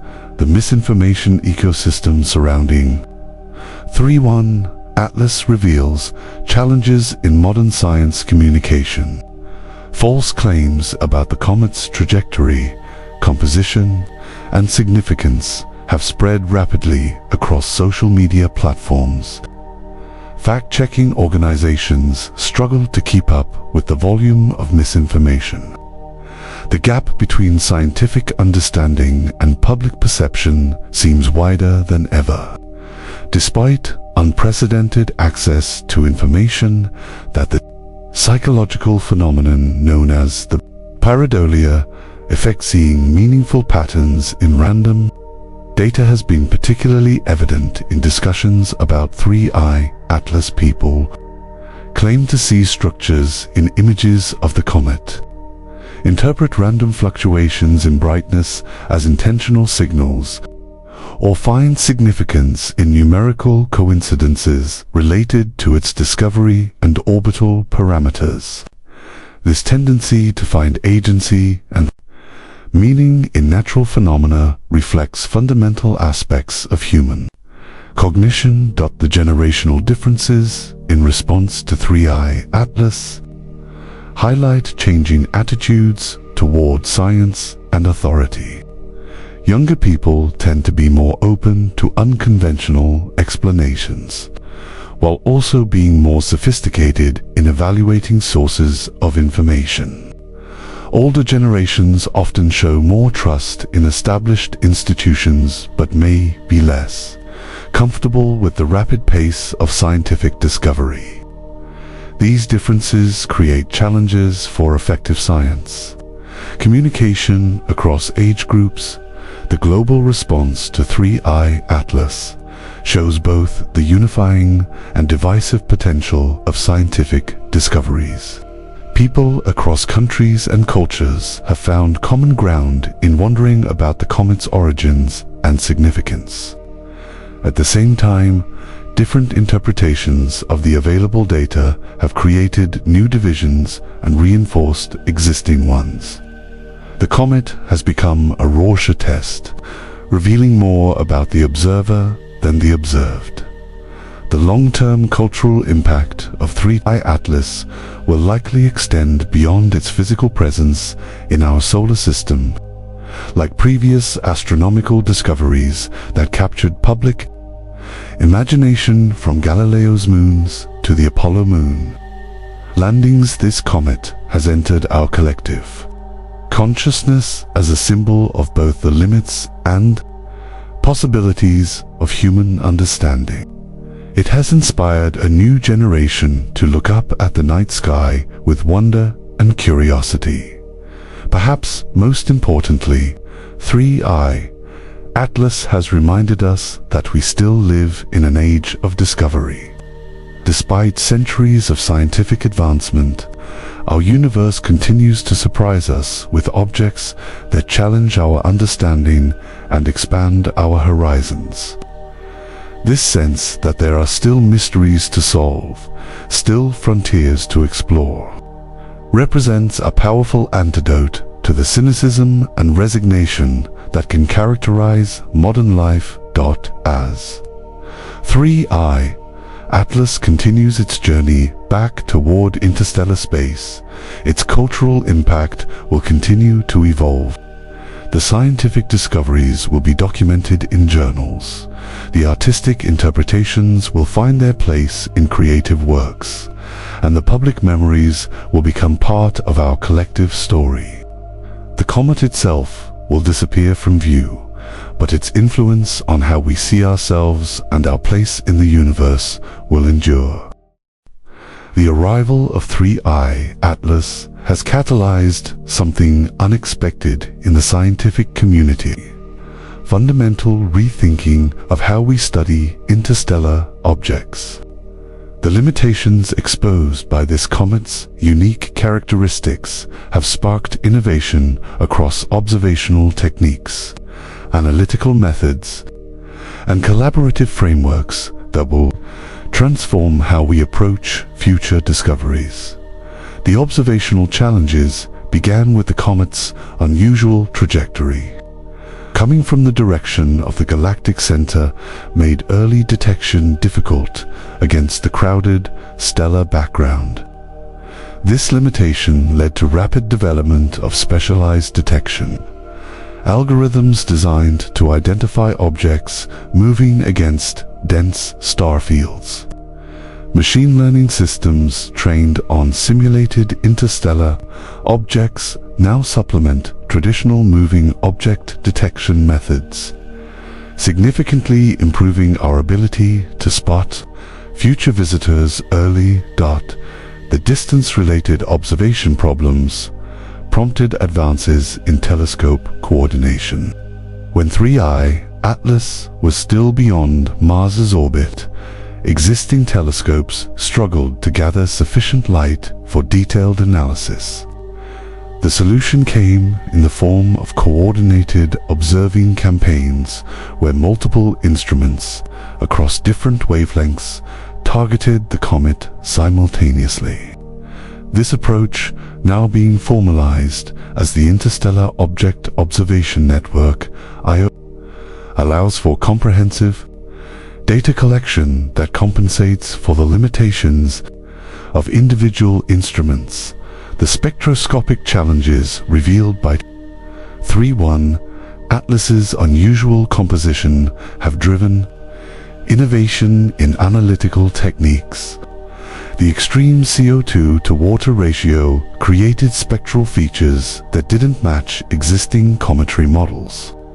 Researchers developed new analytical frameworks specifically for interpreting spectra from CO2-dominated objects, including updated photodissociation rates and improved modeling of how different volatiles interact in the coma environment.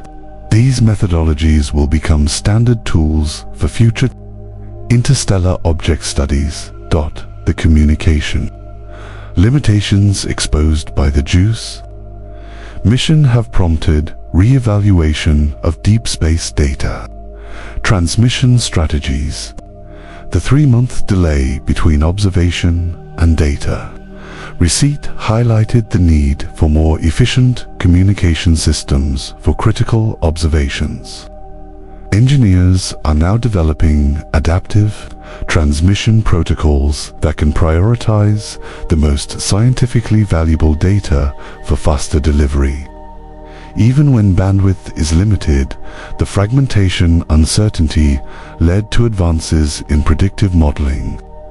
Traditional cometary breakup models based on solar system objects proved inadequate for 3I Atlas's unusual composition and structure. New computational models incorporating the specific properties of CO2-dominated nuclei have been developed. allowing for better predictions of how such objects might behave during perihelion passage. These models will be essential for assessing any potential impact risks from future interstellar objects. The public engagement challenges prompted innovations in science communication.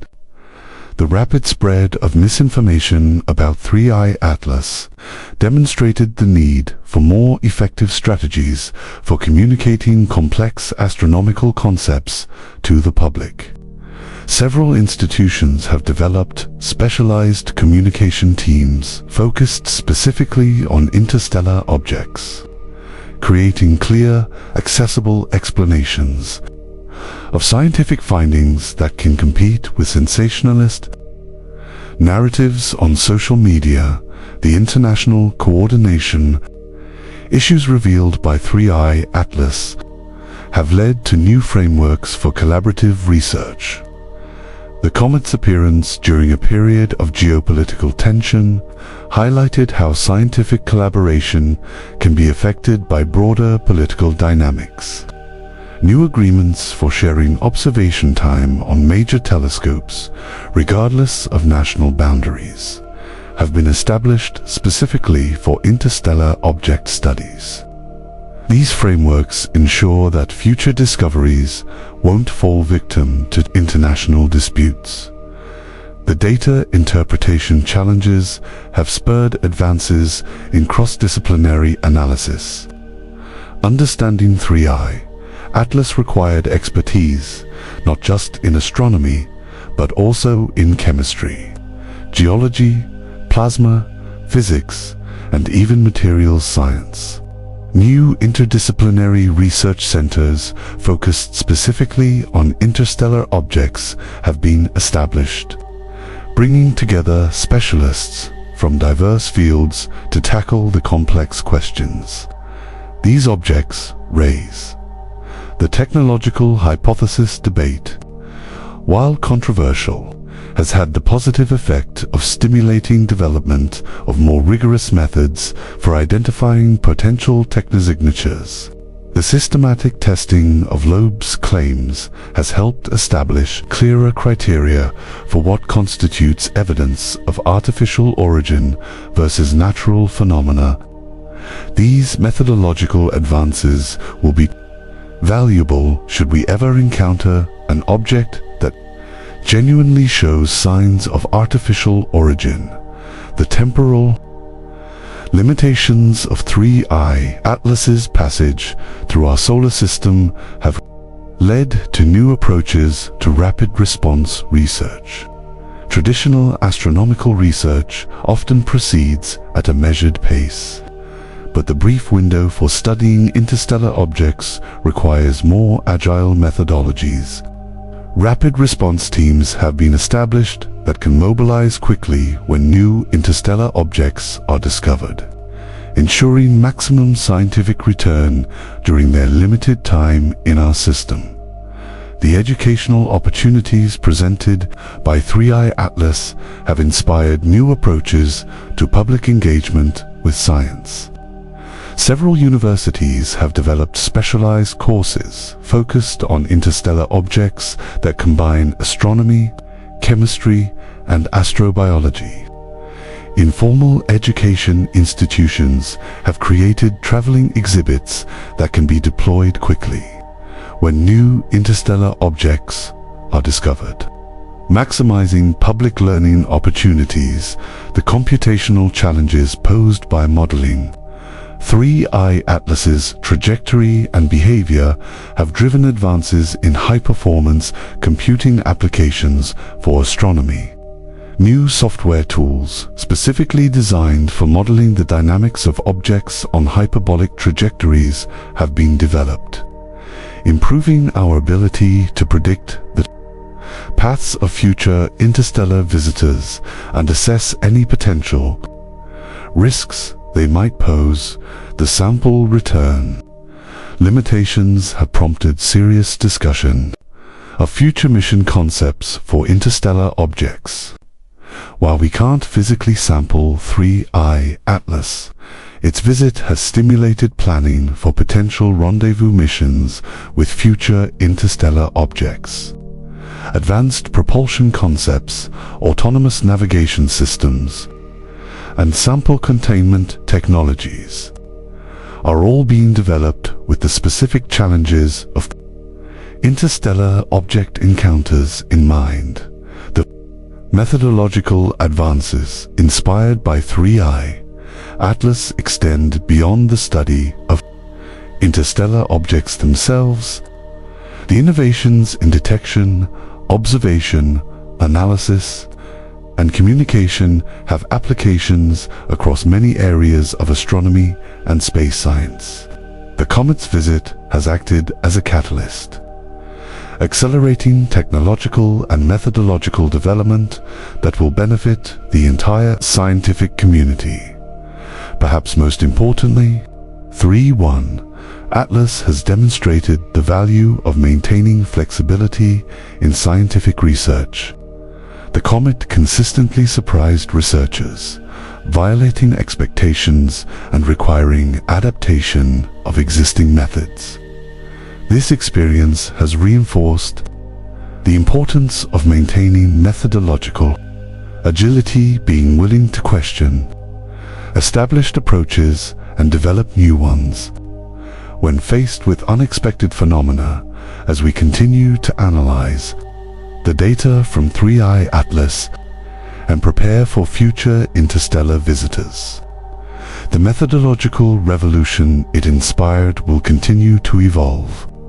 The innovations in observation, analysis, and collaboration developed in response to this single comet will become standard practice, improving our ability to understand whatever surprises the universe has in store for us next.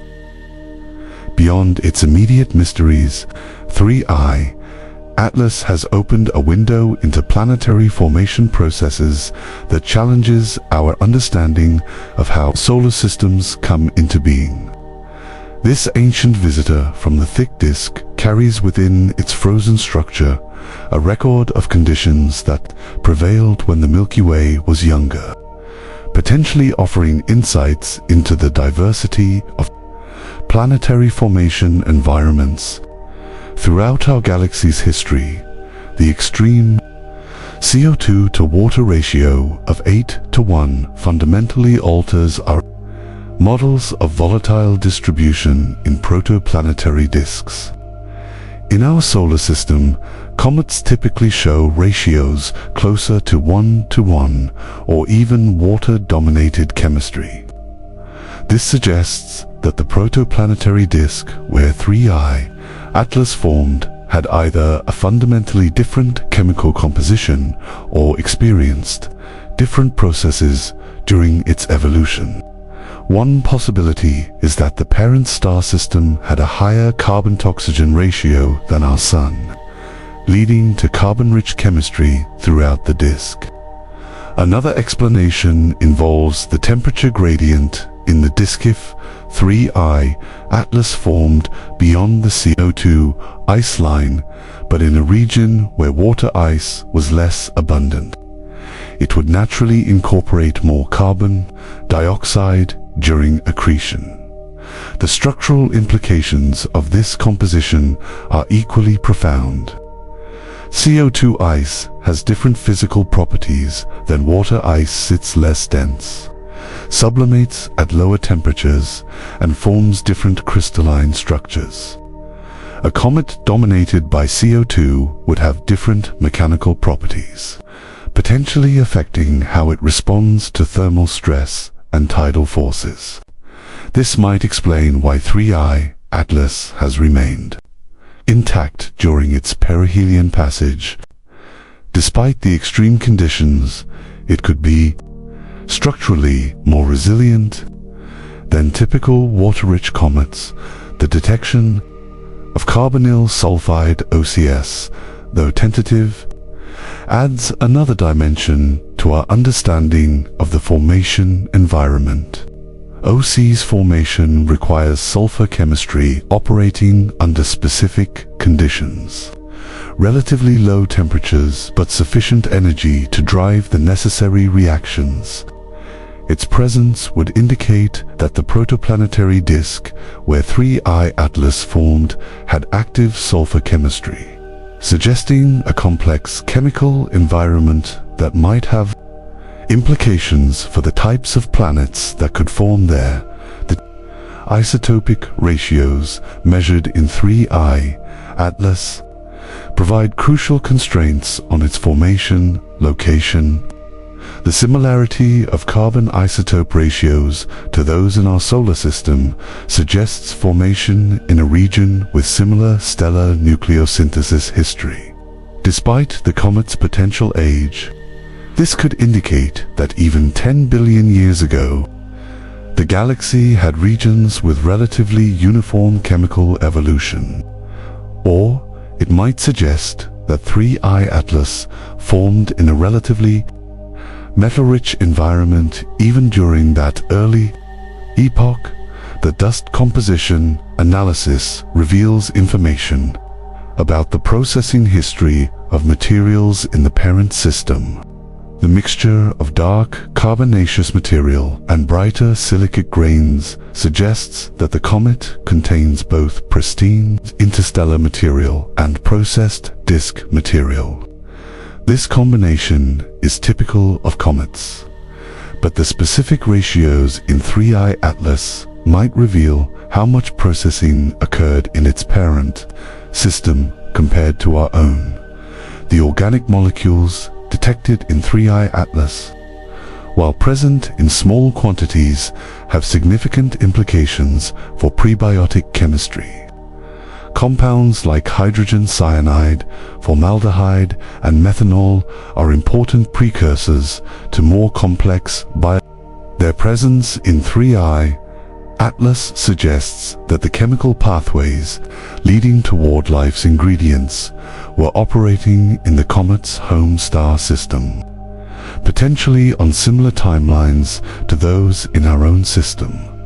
The absence of certain molecules, particularly methane and ammonia, provides additional constraints on formation conditions.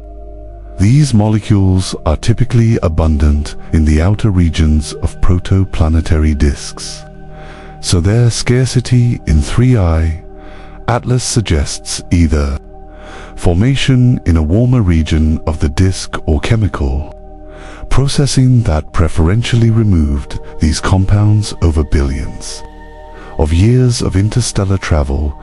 The layered structure implied by the spatial distribution of volatiles offers insights into accretion processes.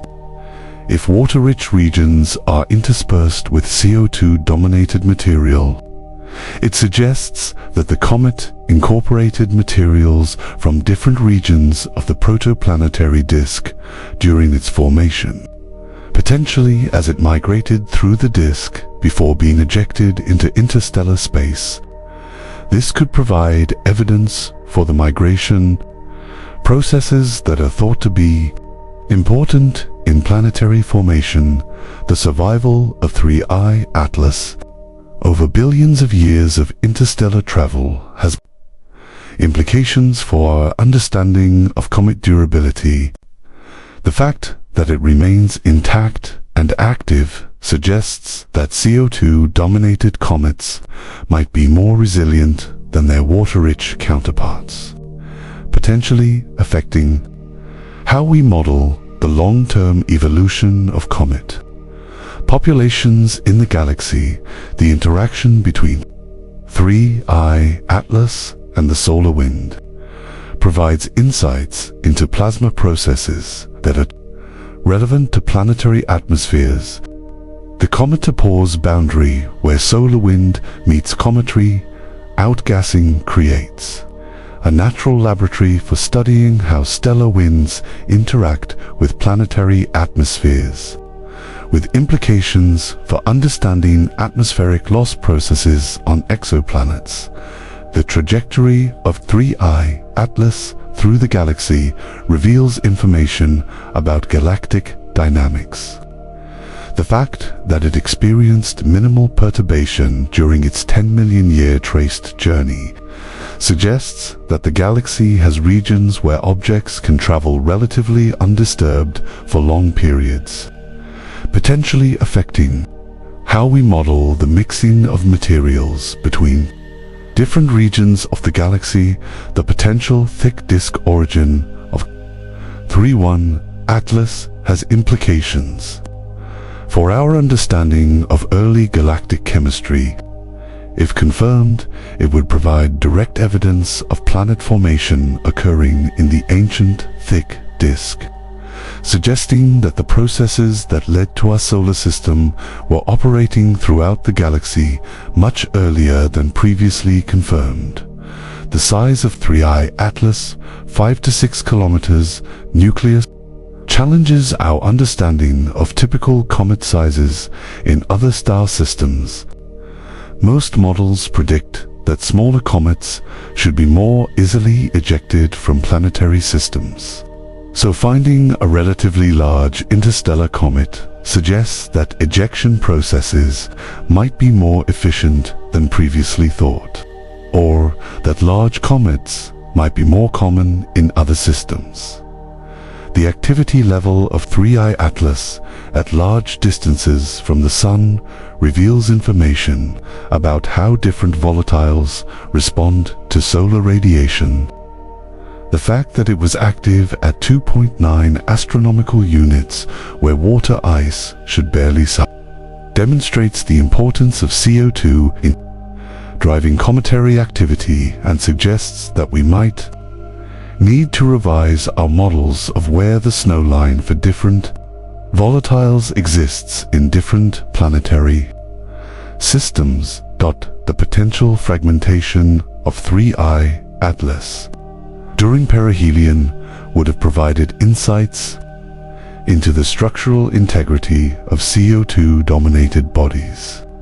Whether it survived intact or broke apart, the outcome provides valuable data for understanding how such objects respond to thermal stress, with implications for assessing impact risks from future interstellar objects. The dust-tail development of 3I Atlas offers information about how different volatiles release dust particles. The composition and size distribution of dust in the tail reveals information about the strength of different ices and how they interact with dust particles, potentially affecting how we model cometary dust production in different environments. The magnetic field interactions measured by JWST provide insights into how comets interact with their environment. The induced magnetic field created by the interaction between the solar wind and cometary ions reveals information about the ionization processes in the coma, with implications for understanding how planetary magnetospheres develop. The thermal properties of 3I Atlas's surface, inferred from its response to solar heating, provide constraints on the physical properties of CO2-dominated materials. These measurements help us understand how such materials respond to temperature changes, with implications for modeling the behavior of icy bodies throughout the solar system and beyond. The albedo measurements of 3I Atlas's surface provide information about how CO2 ice reflects light compared to water ice. These measurements help us understand how to interpret observations of distant objects where we can't directly measure composition, potentially improving our ability to identify CO2-dominated objects in future observations. The rotation period of 3I Atlas, 16.16 hours, provides insights into how angular momentum is distributed in CO2-dominated bodies. This measurement helps us understand how such objects evolve over time, particularly how outgassing affects their rotation. with implications for understanding the long-term evolution of comet populations that the density estimates for 3I Atlas, derived from its gravitational effects on nearby particles and spacecraft, provide constraints on its internal structure. These measurements help us understand how CO2-dominated bodies are assembled, with implications for models of planetesimal formation in different chemical environments. The porosity measurements, inferred from how the comet interacts with the solar wind, provide insights into how loosely packed the materials in 3I Atlas are. These measurements help us understand the accretion processes that formed the comet, with implications for how planetesimals grow in different regions of protoplanetary disks. The mass loss measurements throughout 3I Atlas's journey provide information about how quickly CO2-dominated bodies evolve. These measurements help us understand the lifetime of such objects and how they contribute volatile materials to the galaxy over time, with implications for understanding the chemical evolution of the galaxy. The controversy surrounding 3I Atlas's potential artificial origin has forced the scientific community to confront uncomfortable questions about how we would recognize evidence of extraterrestrial technology if we encountered it. This debate transcends the specific case of this comet, touching on fundamental issues of scientific methodology, the burden of proof, and the psychological barriers to accepting extraordinary claims. At the heart of the controversy lies the question of what constitutes sufficient evidence for artificial origin. Loeb has argued that the combination of unusual trajectory, unexpected brightness, anomalous outgassing patterns, and peculiar composition collectively point toward something beyond natural explanation.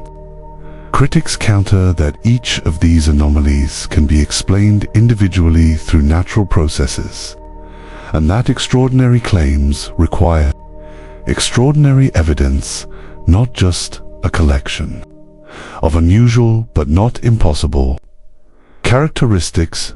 The methodological challenge centers on how to evaluate low probability events.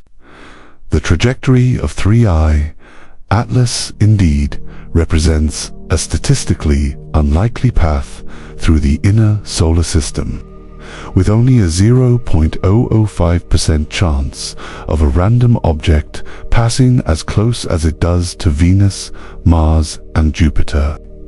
But as critics point out, in a galaxy with hundreds of billions of stars and countless comets, unlikely events happen regularly. The key question is whether 3I Atlas represents a meaningful anomaly or simply the expected tail of a statistical distribution. The brightness discrepancy highlights another methodological challenge. Early photometry suggested a much larger object than later observations confirmed. Loeb interprets this as evidence of artificial reflectivity or shape effects that made the object appear brighter than its size would warrant.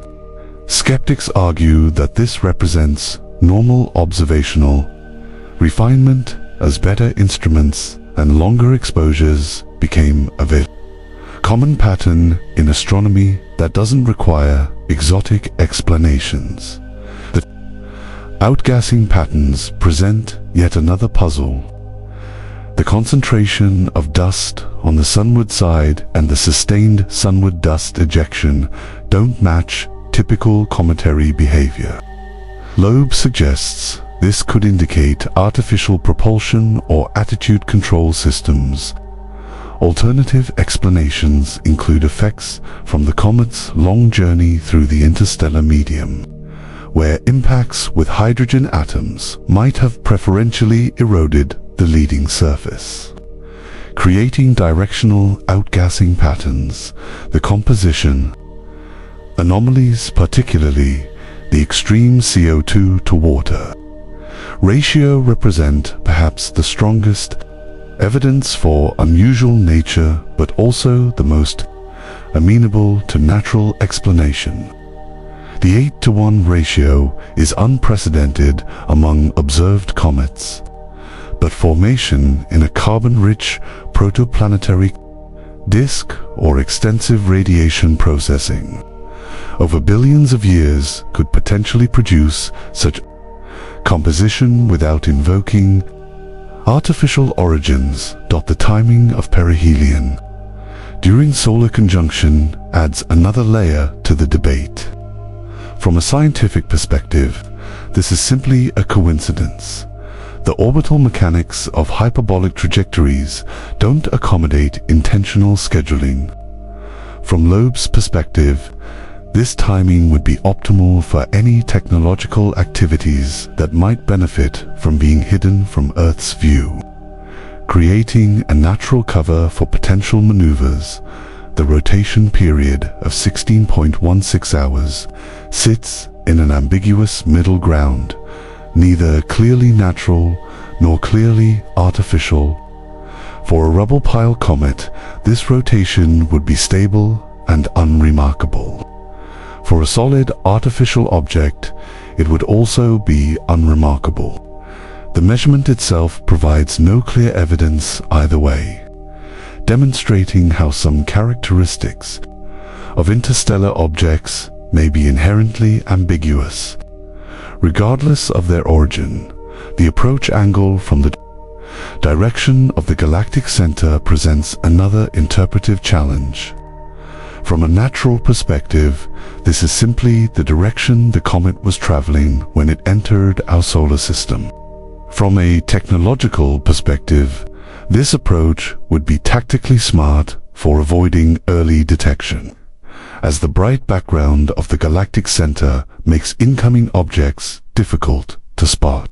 The same observation can support either interpretation, depending on one's initial assumptions. The absence of clear technosignatures, thermal emissions, propulsion signatures, communication signals represents perhaps the strongest argument against artificial origin. If 3I Atlas were technological, we would expect to detect waste heat from any operating systems, spectral evidence of propulsion, or radio laser signals. Multiple observations across different wavelengths have found none of these indicators. Only what we would expect from a natural comet. The detection methodology itself has become part of the debate. Loeb argues that we should be actively looking for evidence of artificial origin rather than assuming natural explanations by default.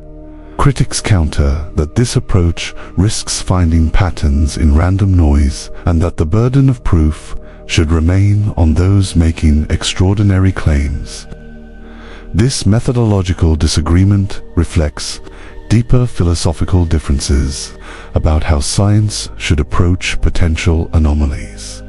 The psychological aspects of the debate cannot be ignored. The human tendency to find agency and meaning in natural phenomena, pareidolia, affects both sides of the discussion. Those inclined to see artificial patterns might interpret ambiguous data as evidence of technology, while those committed to natural explanations might dismiss genuine anomalies as observational errors or statistical flukes. The institutional response to the technological hypothesis reveals tensions in how science handles controversial claims. Major space agencies have maintained focus on natural explanations, while the Galileo project has specifically targeted potential technosignatures.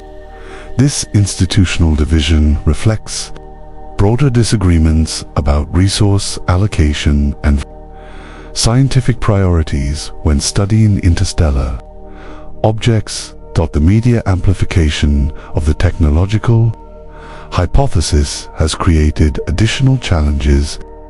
Sensational headlines about alien motherships attract more attention than nuanced discussions of cometary chemistry, creating an incentive structure that rewards speculation over careful analysis. This dynamic makes it harder for the public to understand the actual state of scientific knowledge about 3I Atlas. The peer review process has struggled with the technological hypothesis. Papers presenting evidence for artificial origin often face higher standards of proof than those proposing natural explanations. Reflecting the conservative nature of scientific publishing, this creates a potential bias against unconventional hypotheses that might be difficult to overcome even with strong evidence. The reproducibility crisis in science affects the debate as well. Many of the observations of 3I Atlas cannot be easily reproduced. The comet's trajectory takes it through each observational window only once, and different instruments observe different aspects of its behavior.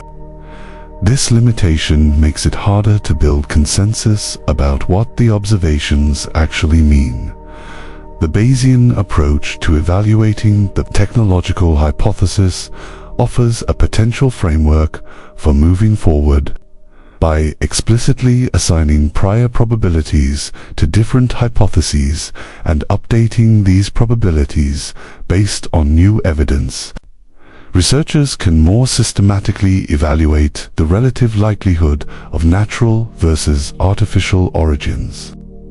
This methodological approach could help make the debate more quantitative and less dependent on qualitative judgments.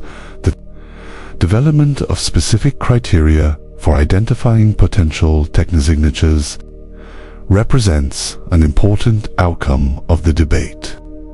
Regardless of whether 3I Atlas is artificial, the discussion has helped clarify what kinds of evidence would be convincing to the scientific community.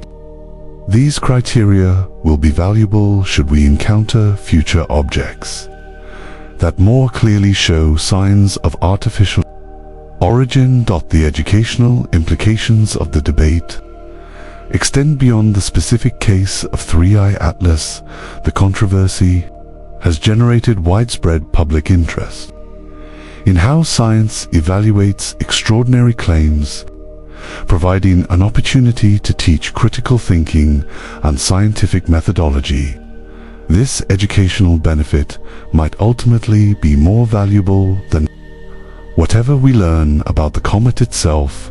The long-term impact of the technological signatures debate will likely be a more rigorous approach to studying potential anomalies in future observations.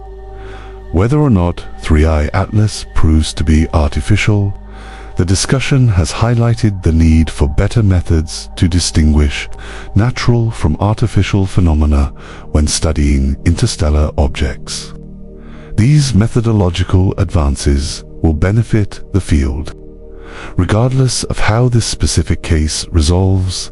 The philosophical implications of the debate touch on fundamental questions about humanity's place in the universe. The possibility that 3I Atlas might be artificial forces us to confront the prospect that we might not be alone, with all the scientific, cultural, and theological implications that would follow. Even if this specific comet proves natural, the discussion has prepared us to better evaluate such claims. Should more compelling evidence emerge in the future as 3I Atlas continues its journey back toward interstellar space, the technological signatures debate will likely remain unresolved. The absence of clear evidence for artificial origin doesn't definitively prove natural origins, and the collection of unusual characteristics doesn't meet the burden of proof for extraordinary claims.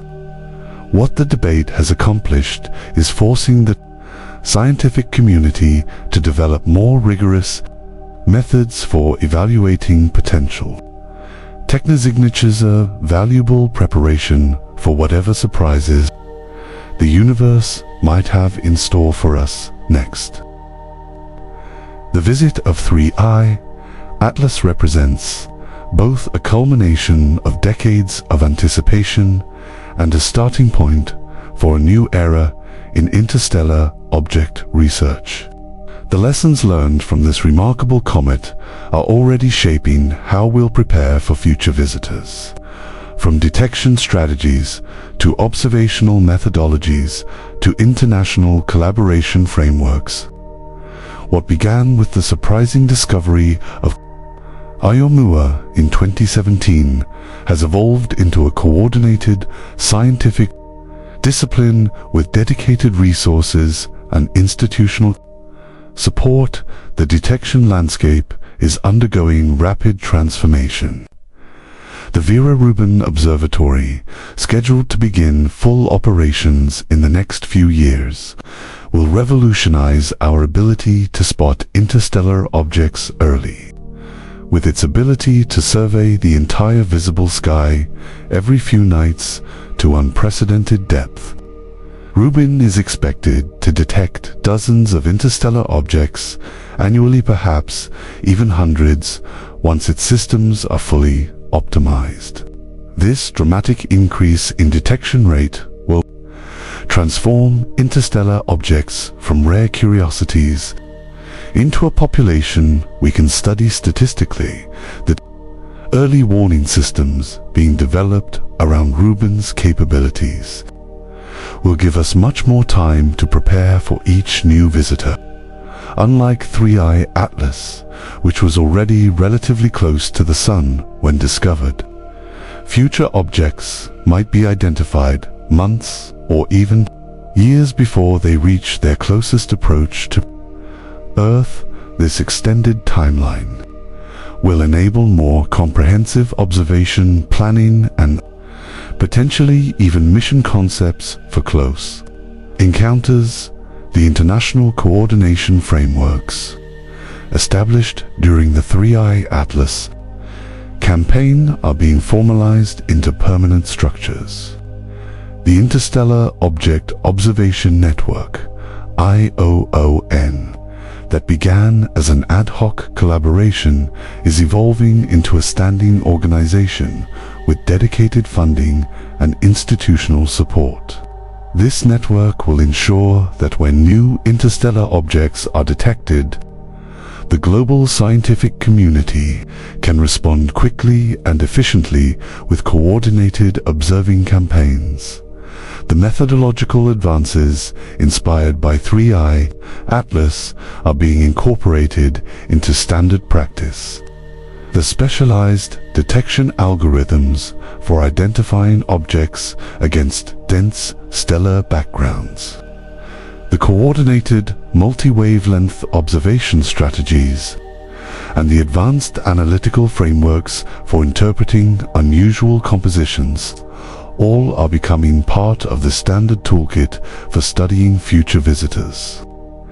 These methodological improvements will significantly enhance the scientific return from each new discovery. The theoretical models developed to explain 3I Atlas's unusual characteristics are being refined and expanded.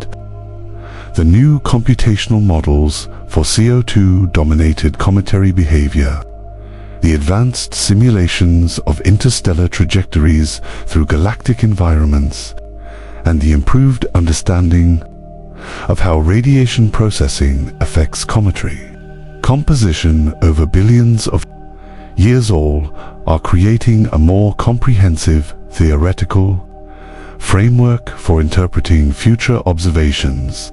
The mission concept studies stimulated by 3I Atlas are advancing toward concrete proposals.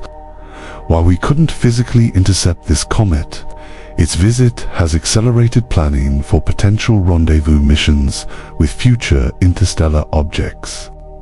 Several space agencies are developing mission concepts that could be launched relatively quickly when a suitable target is identified.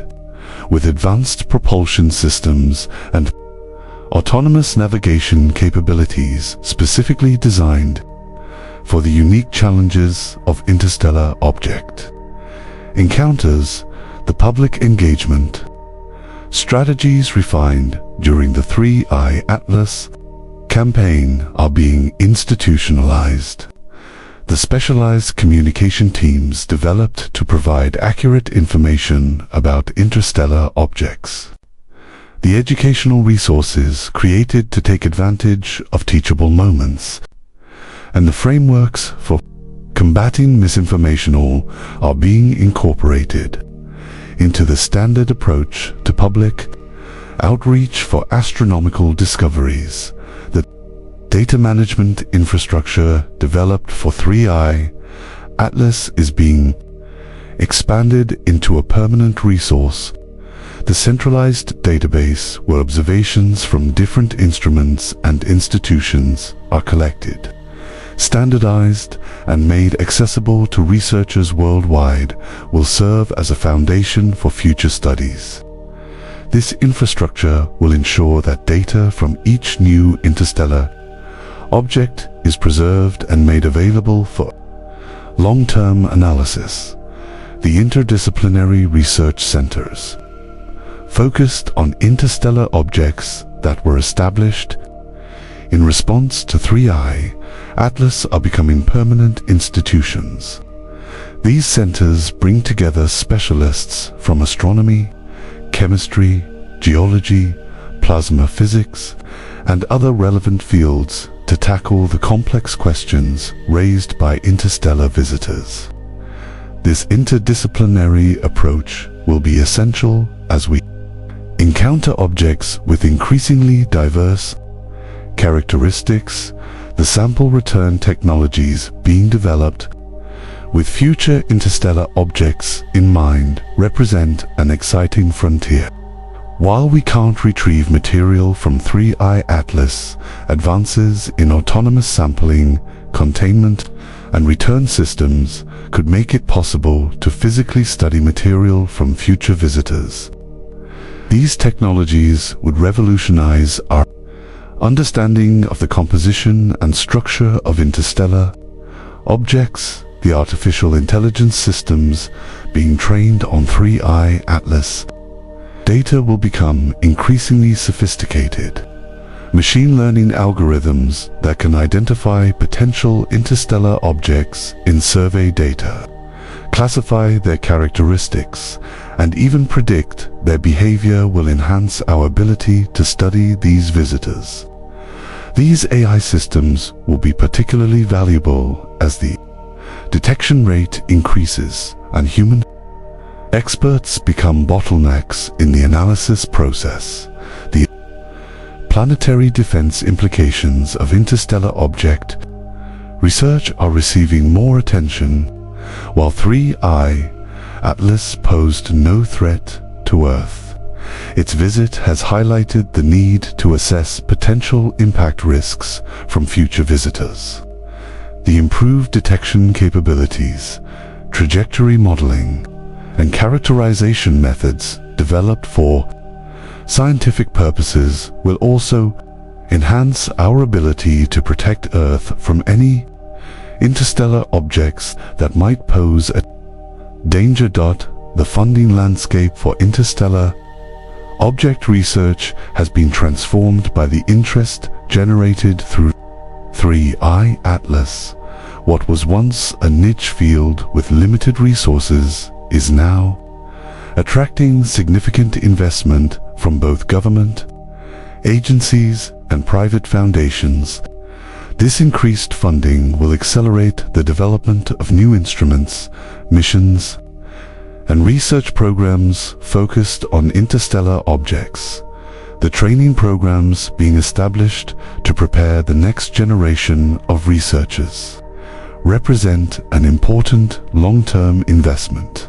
The specialized courses, research opportunities, and mentorship programs developed in response to 3I Atlas will ensure that there's a skilled workforce ready to take advantage of future discoveries. This educational component will be crucial for maintaining momentum in the field as it continues to evolve. The ethical frameworks being developed for potential contact scenarios represent forward-thinking preparation. While 3I Atlas appears to be natural, the technological hypothesis debate has highlighted the need to have clear protocols in place should we ever encounter an object that genuinely shows signs of artificial origin. These frameworks will help ensure that such discoveries are handled responsibly and collaboratively. The international agreements being negotiated for sharing observation, time, and data represent important diplomatic progress. The coordination challenges experienced during the 3I Atlas campaign have led to discussions about formal agreements for prioritizing interstellar object observations on major telescopes and ensuring rapid data sharing between institutions and countries. These agreements will help maximize the scientific return from future discoveries. The public-private partnerships being developed around interstellar object research leverage the strengths of both sectors. Academic institutions provide scientific expertise and rigorous methodology, while private companies contribute innovation, agility, and additional resources. These partnerships will be essential for developing the advanced technologies needed to study future interstellar objects. The citizen science initiatives being designed to engage the public in interstellar object research will expand the workforce available for studying these visitors. Amateur astronomers can contribute valuable observations, particularly for tracking brightness changes and detecting fragmentation events. Organized citizen science networks will enhance our ability to monitor future objects continuously. The long-term archival systems being established will ensure that data from 3I Atlas and future interstellar objects remains accessible for decades to come. These preservation efforts recognize that the value of observations might increase over time as new analytical techniques are developed and new questions emerge. The comprehensive archive of 3I Atlas data will become an increasingly valuable resource as the field continues to evolve as we look toward the future of interstellar object research. 3I Atlas will be remembered as the turning point, the object that transformed a niche specialty into a major scientific discipline. The methodological advances, institutional frameworks, and collaborative networks established in response to this remarkable comet will serve as the foundation for studying future visitors. Each new interstellar object we detect will benefit from the lessons learned from 3I Atlas, building toward a comprehensive understanding of these messengers from beyond our solar system.